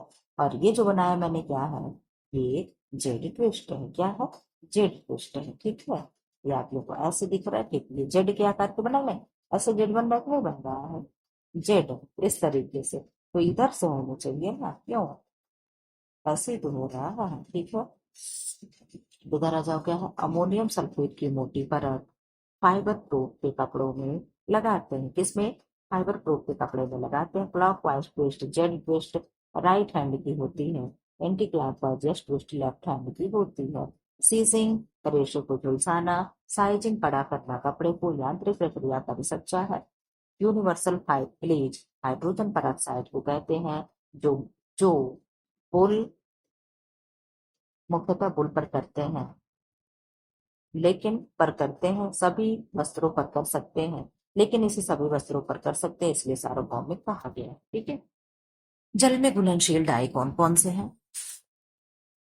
जल में घुलनशील डाई एसिड, अम्लीय, क्षारीय, डायरेक्ट यानी प्रत्यक्ष, और रिएक्टिव डाई, ठीक है। कैटायनिंग डाई के उदाहरण है, पॉजिटिव चार्ज होता है, ठीक। एनायनिक डाइज के उदाहरण है, एसिड डाई है, निगेटिव चार्ज होता है। जल में अघुलनशील डाई सल्फर है, कॉटन पर होता है। बैट रंजक डिस्पर्स सेलुलोजिक फाइबर पर नहीं होगा, नायलॉन पॉलिएस्टर पर होता है। एचो डाई बहुत जल्दी ये खत्म हो जाएगा, ठीक। ये हम करा चुके हैं ना, कह तो रहे थे इसको करा दिए हैं, तो ये भी करा दिए, इधर आ जा। रेडी टू वियर शब्द से प्रेटा पोर्टर कहते हैं, ठीक। नो का किसी वस्त्र का कॉपी करना या चुराने के लिए कहते हैं। होर्टिकोटर हाउटिकोटर या होर्टिकोटर किसी स्पेशल व्यक्ति के लिए बना वस्त्र होता है, और पौष्टिक फर्नीचर ढकने के लिए है। यार्न धागे मेटेलिक यार्न काले रंग के होते हैं। बास्ट यानी तना फाइबर का उदाहरण है लीलेन, ठीक। डेनिम में यार्न को मापते हैं, डेनियर में यार्न को नापते हैं। जावा काटन कार्गो को कहते हैं। चाइना ग्रास रेमी को कहते हैं, रेह भी कहते हैं। नैपकिन बनते हैं, कपड़ा नहीं, ठीक। डायरेक्ट डाई को साइड डाई या लवड़ी रंग कहते हैं। मैजिक डाई एजो डाई को कहते हैं। मैजिक फाइबर किसे कहते हैं? तो नायलॉन को कहते हैं। जॉन जॉन डीवी स्टेप 3, अच्छा यहाँ पे मैंने दूसरा ले लिया है, ठीक है। समस्या वाला यहाँ पे लिख लिया, कर्गा देख लो। लूम के 5 प्रकार है, warp beam, cloth beam, harness, shuttle और रीड। ठोकने या बैटलिंग का कार्य करना। ये पेज सादा रह गया है, कुछ नहीं लिखी। यहाँ आप लोगों को मिलेगा शब्दावलियां हैं, यानी टर्मिनोलॉजी है। विमंजन क्या है? वस्त्रों को धोने से पहले फुलाना। प्रत्यक्ष रंग रासायनिक रंग है। अपहोस्ट्री फर्नीचर ढकने के वस्त्र है। सुहागा दाग धब्बे छुड़ाने हेतु प्रतिकर्मक है। एम्बोसिंग क्या है? एम्बोसिंग वस्त्र पर उभरा हुआ नमूना। छाटनी क्या है? वस्त्रों को किस श्रेणी के आधार पर छाटा जाए। लच्छी क्या है? वस्त्र तैयार करने के लिए सूत की लच्छियां तैयार करना, ठीक है। बंधेज क्या है? वस्त्र को बांध कर रंगना बंधेज है। बाटिक छपाई रंग को मोम द्वारा अवरोध करके रंगाई करना बंधेज कहलाता है, ठीक है। बाटिक कहलाता है, ठीक। शोधक पदार्थ क्या है? मैल हटाने के लिए शुद्ध पदार्थ है। साबुनीकरण क्या है? वसा कषाय द्वारा साबुन का निर्माण। अग्निशमन सूट वस्त्र जो आग से जले नहीं, ठीक। शुष्क धुलाई वस्त्रों को बिना पानी साबुन की सहायता से धोना। डिस्चार्ज प्रिंटिंग रंग को विरंजित कर रंगाई करना। वेट रंग और प्रभावित रंग है, ठीक। अवरोधी छपाई रंग को किसी माध्यम द्वारा अवरोध छपाई करना। मैपिंग क्या है? वस्त्र की सतह पर रुई उठाना। परिष्कृत करना क्या है? वस्त्र पर अंतिम रूप से नवीकरण करने हेतु प्रक्रिया। अग्नि अभेद क्या है? वस्त्र की अग्नि से रक्षा है, क्या है? वस्त्र की अग्नि से रक्षा है। जल अभेद क्या है? वस्त्र की जल से रक्षा है। कीड़े अभेद क्या है? वस्त्र के कीड़े और जंग से रक्षा है। उठाई यानी बीटिंग क्या है? गोल धागे को चपटा बनाने की क्रिया, सतह को कूटना है। टेंटरिंग क्या है? वस्त्र निर्माण क्रिया में चौड़ाई और लंबाई को एक समान करना टेंटरिंग है। कैलेंडरिंग क्या है? वस्त्र को अंतिम रूप से चिकना करना मशीन द्वारा रोलरों के बीच से गुजारना और प्रेस करना। 1 मिनट में 140 मीटर तक का प्रेस होता है। मर्सराइजिंग वस्त्र की सतह को चिकना करना। साइजिंग वस्त्र की सतही दोष को छिपाना। मोयरिंग वस्त्र पर लहरदार नमूने अंकित करना। निरंजन सफेद वस्त्रों का पीलापन दूर करना। डिगमिंग वस्त्रों से गोंद को हटाना, क्या है? वस्त्रों से गोंद को हटाना। सूत्र संख्या क्या है, धागे की बारीकी का माप, वस्त्र गुणांक क्या है, प्रति इंच धातु में कपड़े की संख्या, कैलिको क्या है, तो साधारण बुना हुआ वस्त्र जिसकी चौड़ाई 120 सेंटीमीटर होता है। निश्चित वस्त्र क्या है, विभिन्न रेशों के संयोग से बने वस्त्र, एग्जाम्पल टेरिकॉट हो गया, टोरी रोल हो गया। कैम्ब्रिक क्या है, महीन सादी बुनाई सूती वस्त्र पर होता है। क्रेप क्या है, क्रेप द्वारा कपड़े की सतह पर सिलवटें डालना। डेनिम क्या है, एक भारी सूती कपड़ा जो ढील हो, ठीक है। शिमराइजिंग क्या है, सस्ते वस्त्रों को आकर्षक बनाना शिमराइजिंग है। सिंथोराइजिंग क्या है, वस्त्र धुलने के बाद से जुड़ेगा नहीं। स्काउरिंग क्या है, ऊन से गंदगी को निकालना। कार्बोनाइजिंग क्या है, ऊन से गंदगी को रासायनिक प्रक्रिया से निकालना क्या है, कार्बोनाइजिंग, ठीक है। इधर आ जाओ, हार्नेस क्या है, हार्नेस करगी में लगा एक फ्रेम होता है। कंघी या रीढ़ क्या है, करगी में हार्नेस के सामने की ओर लगा होता है। शटल क्या है, नाव के समान होता है, पानी का धागा भरा होता है। शेडिंग क्या है, शटल को गुजरने के लिए रिक्त स्थान बनाने को कहते हैं, ठीक है। वेटनिंग क्या है, तो घूमना होता है, रेडियापन भी करता है। पीकिंग क्या है, एक पंक्ति पानी का धागा भरना और छोड़ना पीकिंग कहलाता है। मर्सराइज्ड कॉटन पर लीलन पर होता है, ठीक है। कुटाई यानी बीटिंग, परिसज्जा बीटलिंग परिसज्जा सतह को चमकीला बनाया जाता है। मैपिंग परिसज्जा रोए उठाए जाते हैं। टेंटिंग से लंबाई चौड़ाई बराबर किया जाता है। कैलेंडरिंग से सतह को चिकना और चमकदार करते हैं। ग्लेजिंग से वस्त्र पर अत्यधिक चमकदार बनाया जाता है। स्कॉच गार्ड से धूल मिट्टी वस्त्र पर ना चिपके इसके लिए है। सेल्फोराइजिंग वस्त्र से कुड़ेगा नहीं। ये एंटी स्लैब परिसज्जा वस्त्रों पर किया जाता है ताकि फफूंद ना लगे। कत्था पेड़ की छाल से निकलता है। खनिज रंग पीले रंग प्राप्त होते हैं पोटेशियम डाइक्रोमेट तथा लेड की प्रतिक्रिया से। पर्शियन ब्लू पोटेशियम फेरोसाइनाइड है।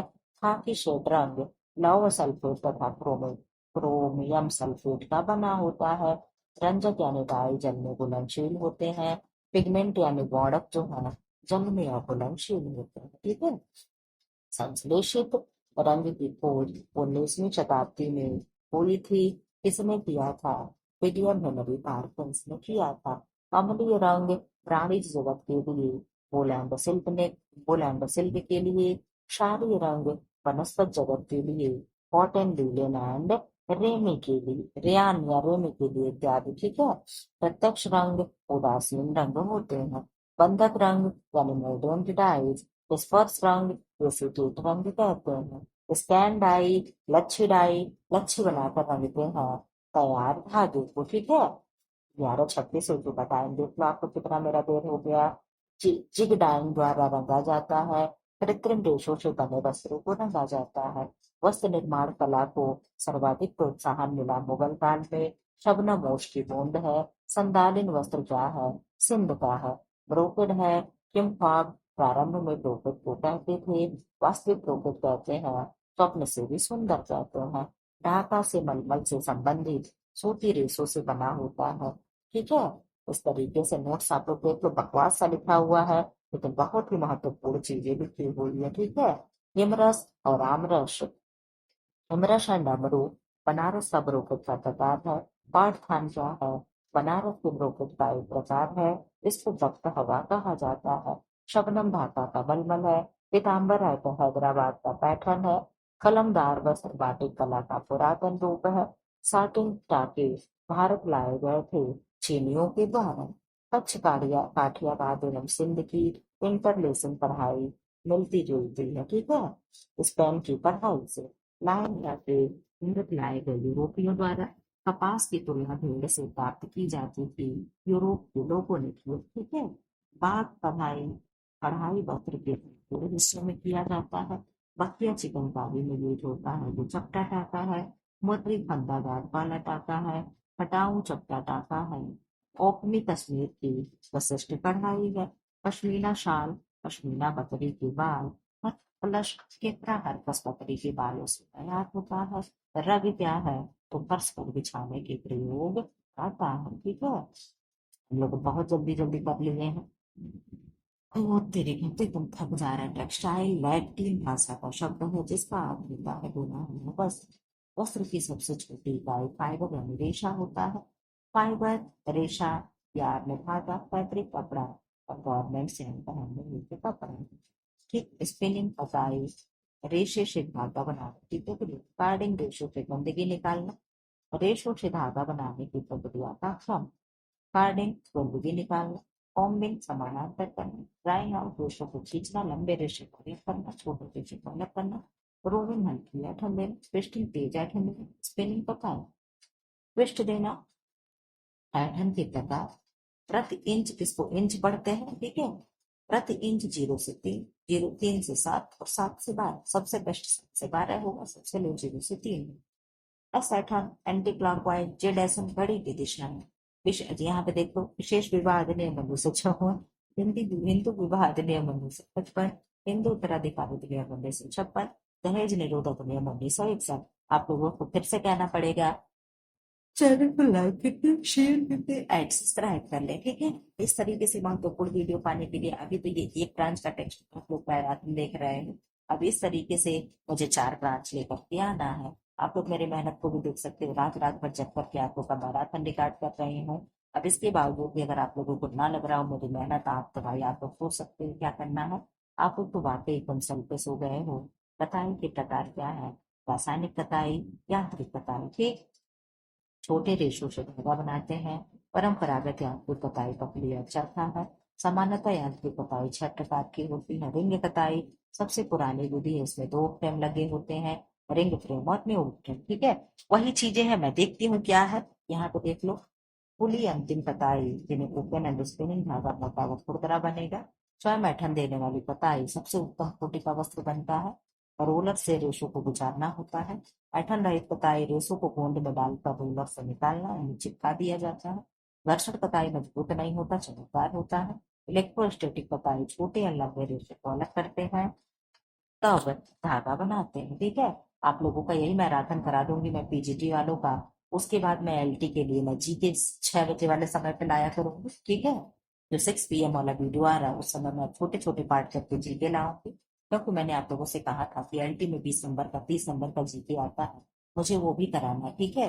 थोड़ा ही बहुत कराऊंगी लेकिन कराऊंगी। रासायनिक कताई, इस विधि द्वारा लंबे रेशों का धागा बनता है। लंबे रेशे कृत्रिम रेशे होते हैं या 4 प्रकार के होते हैं। आर्ध कताई, गीली कताई, पॉलीवेट स्पिनिंग, ठीक है। इससे रेयान, स्पेंडिक्स, एक्रिलिक, एरामिड, रेयान के प्रकार जितने भी होते हैं सब होते हैं। शुष्क कताई यानी ड्राई स्पिनिंग से एसीटेट होगा। मेल्ट यानी पिघली कताई यानी द्रवित कताई से नायलॉन पॉलिएस्टर होगा। बायो कंपोनेंट कताई से रसायन का प्रयोग करते, ठीक है। अब धागे के प्रकार कौन कौन से हैं, आप लोगों को मैंने फोटो साइड पार्टी में दिखाया। धागे के प्रकार, साधारण धागे, मिश्रित धागे, नॉवेलिटी, फैंसी, कॉम्प्लेक्स धागे। साधारण धागे गहरा दोहरा रस्सा कार्ड यान बहुरेशी धागे होते हैं। मिश्रित धागे फंदेदार गांठदार आधार धागा, क्लब यान, रेटिनी, डिजाइन यान, सर्पिल यान, लूप यान, बांड यान, ये सब मैं दिखा चुकी हूँ। क्या है, तीनों धागों का प्रयोग करके मिश्रित धागा बनाते हैं, ठीक। उस पर स्पॉट यान क्या है, गांठ बना होता, आप लोगों को दिखाया था मैंने। स्पॉट वाला क्या है, कहीं धागा कलर था तो कहीं नहीं था, कहीं कलर डार्क था कहीं लाइट था। आप लोग सब लोग देखे हो, जो पहला पार्ट देखा होगा सब देखा है, विथ फिगर मैंने दिखाया, ठीक है। पहला पार्ट बहुत ही अच्छा, जो लोग ना देखे जाकर के देख लो। ग्रैंडल यान 2 रंगों के रेशो से मिलकर बना होता है। स्लब यान कहीं ऐठन देना कहीं छोड़ देना। ब्लैक यान ऐठन पूरे भागों में या तो होता है या तो नहीं होता है, इस तरीके से जो मैंने बनाया तो नहीं है या तो हुआ है तो है। रेटिनी यान कहीं कहीं लूप छोड़ देना। लैटेक्स यान रबर का धागा यूज करते हैं। बीबिंग यानी प्लेन बीबिंग और फैंसी बीबिंग, साधारण बुनाई rib basket quill satin satin. Fancy बुनाई डॉबी, चिड़िया के आंख के समान पाइल, क्लब क्लॉथ। क्रेप बुनाई लीनो गाजर कार्ड हनी कॉम, ठीक है। मैंने आप लोगों से कहा था मैं इसका चित्र दिखाऊंगी, नहीं ला पाए इसके लिए सॉरी, ठीक है। टेबल लेलन, टेबल पर बिछाए गए कपड़े को कहते हैं। टेबल बीब का उदाहरण, ठीक है। इधर आ जाओ, अब हम लोग बहुत जल्दी खत्म करने वाले हैं। प्लेन बीब, साधारण बुनाई, एग्जाम्पल कैलिको, क्रैनबे, टपेटा, बाइल, मलमल। आप लोग जितने भी एग्जाम्पल मैंने लिखा सब आप लोग पढ़ लीजिएगा। विल बी, इस तरीके से तिरछी बुनाई होती है। फ्लोटिंग हेरिंग बोन, हेरिंग मछली की हड्डी जैसे होती है। Curve twill, diamond twill, point 12, मोटीली 12, इंटरलेसिंग 12, स्लिप ढलुआ 12, तिरछी 12। कितने 12 के प्रकार हो गए? एग्जाम्पल टेबल लेलन, गैबर्डिन, शॉर्ट्स, खाकी, डेनिम, जींस, एम्ब्रे और ड्रिल, ये सब किसकी बुनाई है? तो क्या था? 12 बुनाई थी, ठीक है। जैकार्ड वेव, एग्जाम्पल बड़े बड़े कपड़े या डिजाइन बनाने के लिए इसका प्रयोग करते हैं। DEMAs, tapestry, brocade. ट्रिक क्या है? सैटीन और सैटीन का मैं हमेशा कहती हूँ, जब आई हो तो ताना होगा, जब डबल ई हो तो बाना होगा, ठीक है। इस तरीके से तो सैटीन का ट्रिक क्या है? ताना धागा होता है और साटिन का बाना धागा दिखता है। पाइल बिट से तौलिया बनता है। ईपीआई और पीपीआई क्या है? तो ईपीआई और पीपीआई क्या है? इंच पर नहीं, पता नहीं क्या इंच पर इंच, देखो मुझे नहीं आएगा, यही तो बात है। फैब्रिक काउंट, वस्त्र गुणांक, 1 इंच टुकड़े में कितने ताने एंड बाने हैं, ठीक है। यहाँ पे क्या है? ईपीआई में करते हैं, फैब्रिक गुणांक ईपीआई में करेंगे। 40 ताना और 20 ताना बाना वो नॉट गुड, और 20 और 20 है तो गुड कपड़ा, ठीक है। बराबर ताने एंड बराबर बाने होते हैं तो कपड़ा गुड, यानी तीनों बुनाई से बनता है।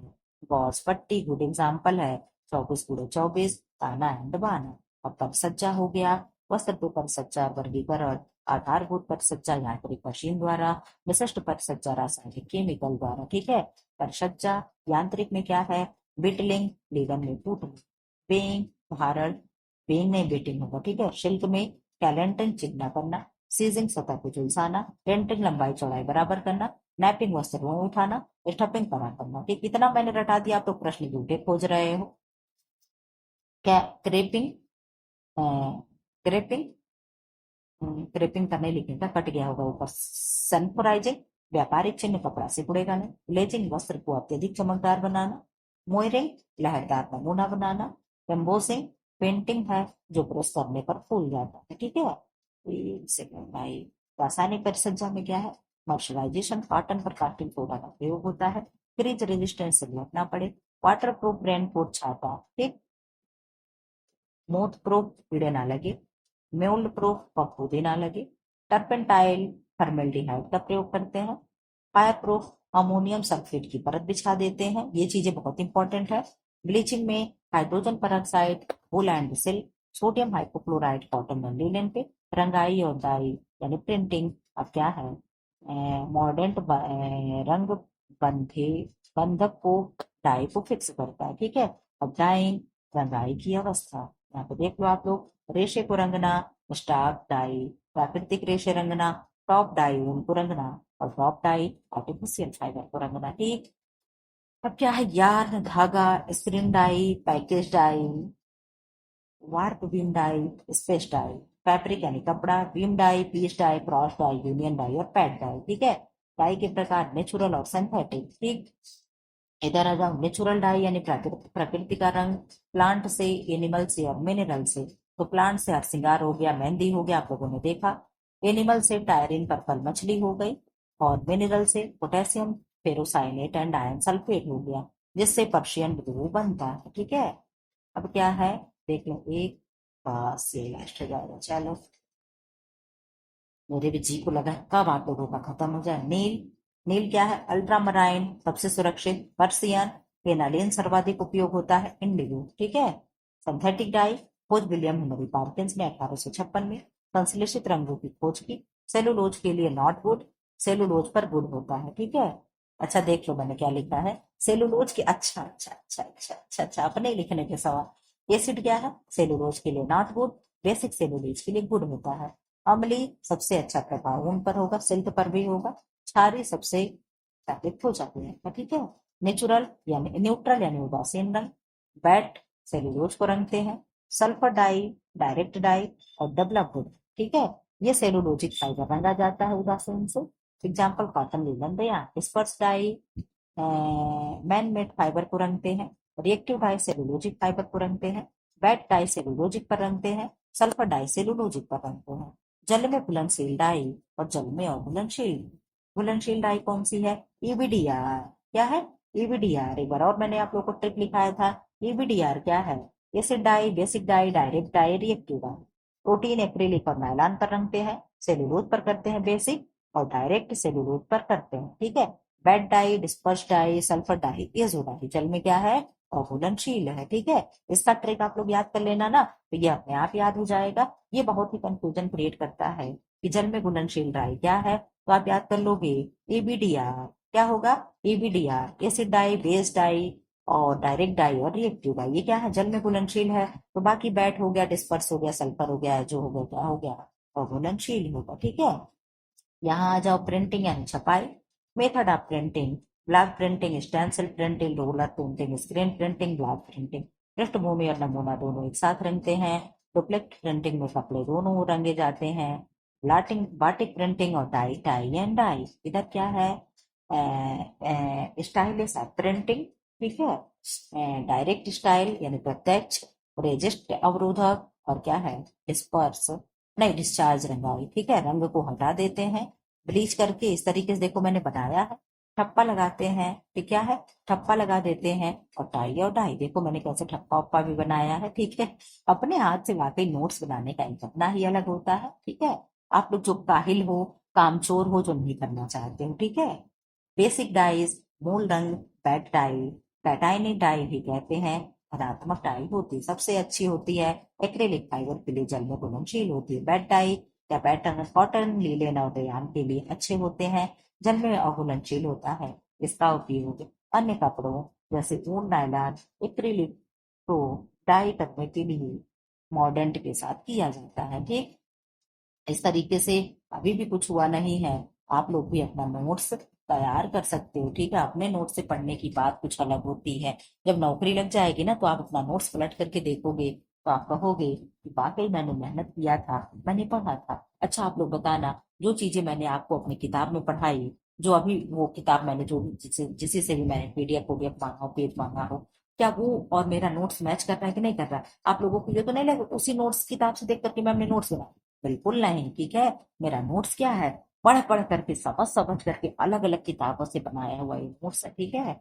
तो फिर कोई नहीं, ये सारी चीजें वही वाली चीजें रिवाइज करा दी गई, दोहराई गई है, इसलिए इसे रहने देते हैं। फिलहाल आप लोगों का 2 घंटे का ये मैराथन प्लस 3 घंटे का वो मैराथन, 5 घंटे का मैराथन हुआ, जिसमें आप लोगों का अभी एमसीक्यू बकाया है, उधार है, ठीक है। एमसीक्यू मैं अलग करा दूंगी, जो भी 1 घंटा 1.5 घंटा होगा, सारा आप लोग पढ़ने के बाद एमसीक्यू में जरूर कराऊंगी। आप लोग कमेंट बॉक्स में कमेंट कर देना, क्या इस तरीके से मैं सारे जितने भी ब्रांच हैं मैं उनका मैराथन लगा सकती हूँ। फिलहाल ऐसी वीडियो पाने के लिए चैनल को लाइक करें, शेयर करें एंड सब्सक्राइब करें। Thanks for watching. टाइम देखो आप लोग कितना हो गया, 11:41 हो गया। और कब सोऊंगी तो कब 5 बजे उठेंगी। फिलहाल खैर कोई बात नहीं है, चैनल को आप लोग सब्सक्राइब ना करो, ठीक। मैं जब कहती हूँ तो आप लोग उल्टा कर, जब मैं कह रही हूँ कि करो तो नहीं कर रहे हो, अब कहूंगी कि ना करो तो हो सकता है आप लोग कर दो।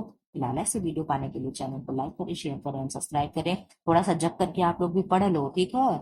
अभी सोने का समय नहीं है, पढ़ाई कर लो, थोड़ा सा पेपर सिर पे है। Thanks for watching, good night.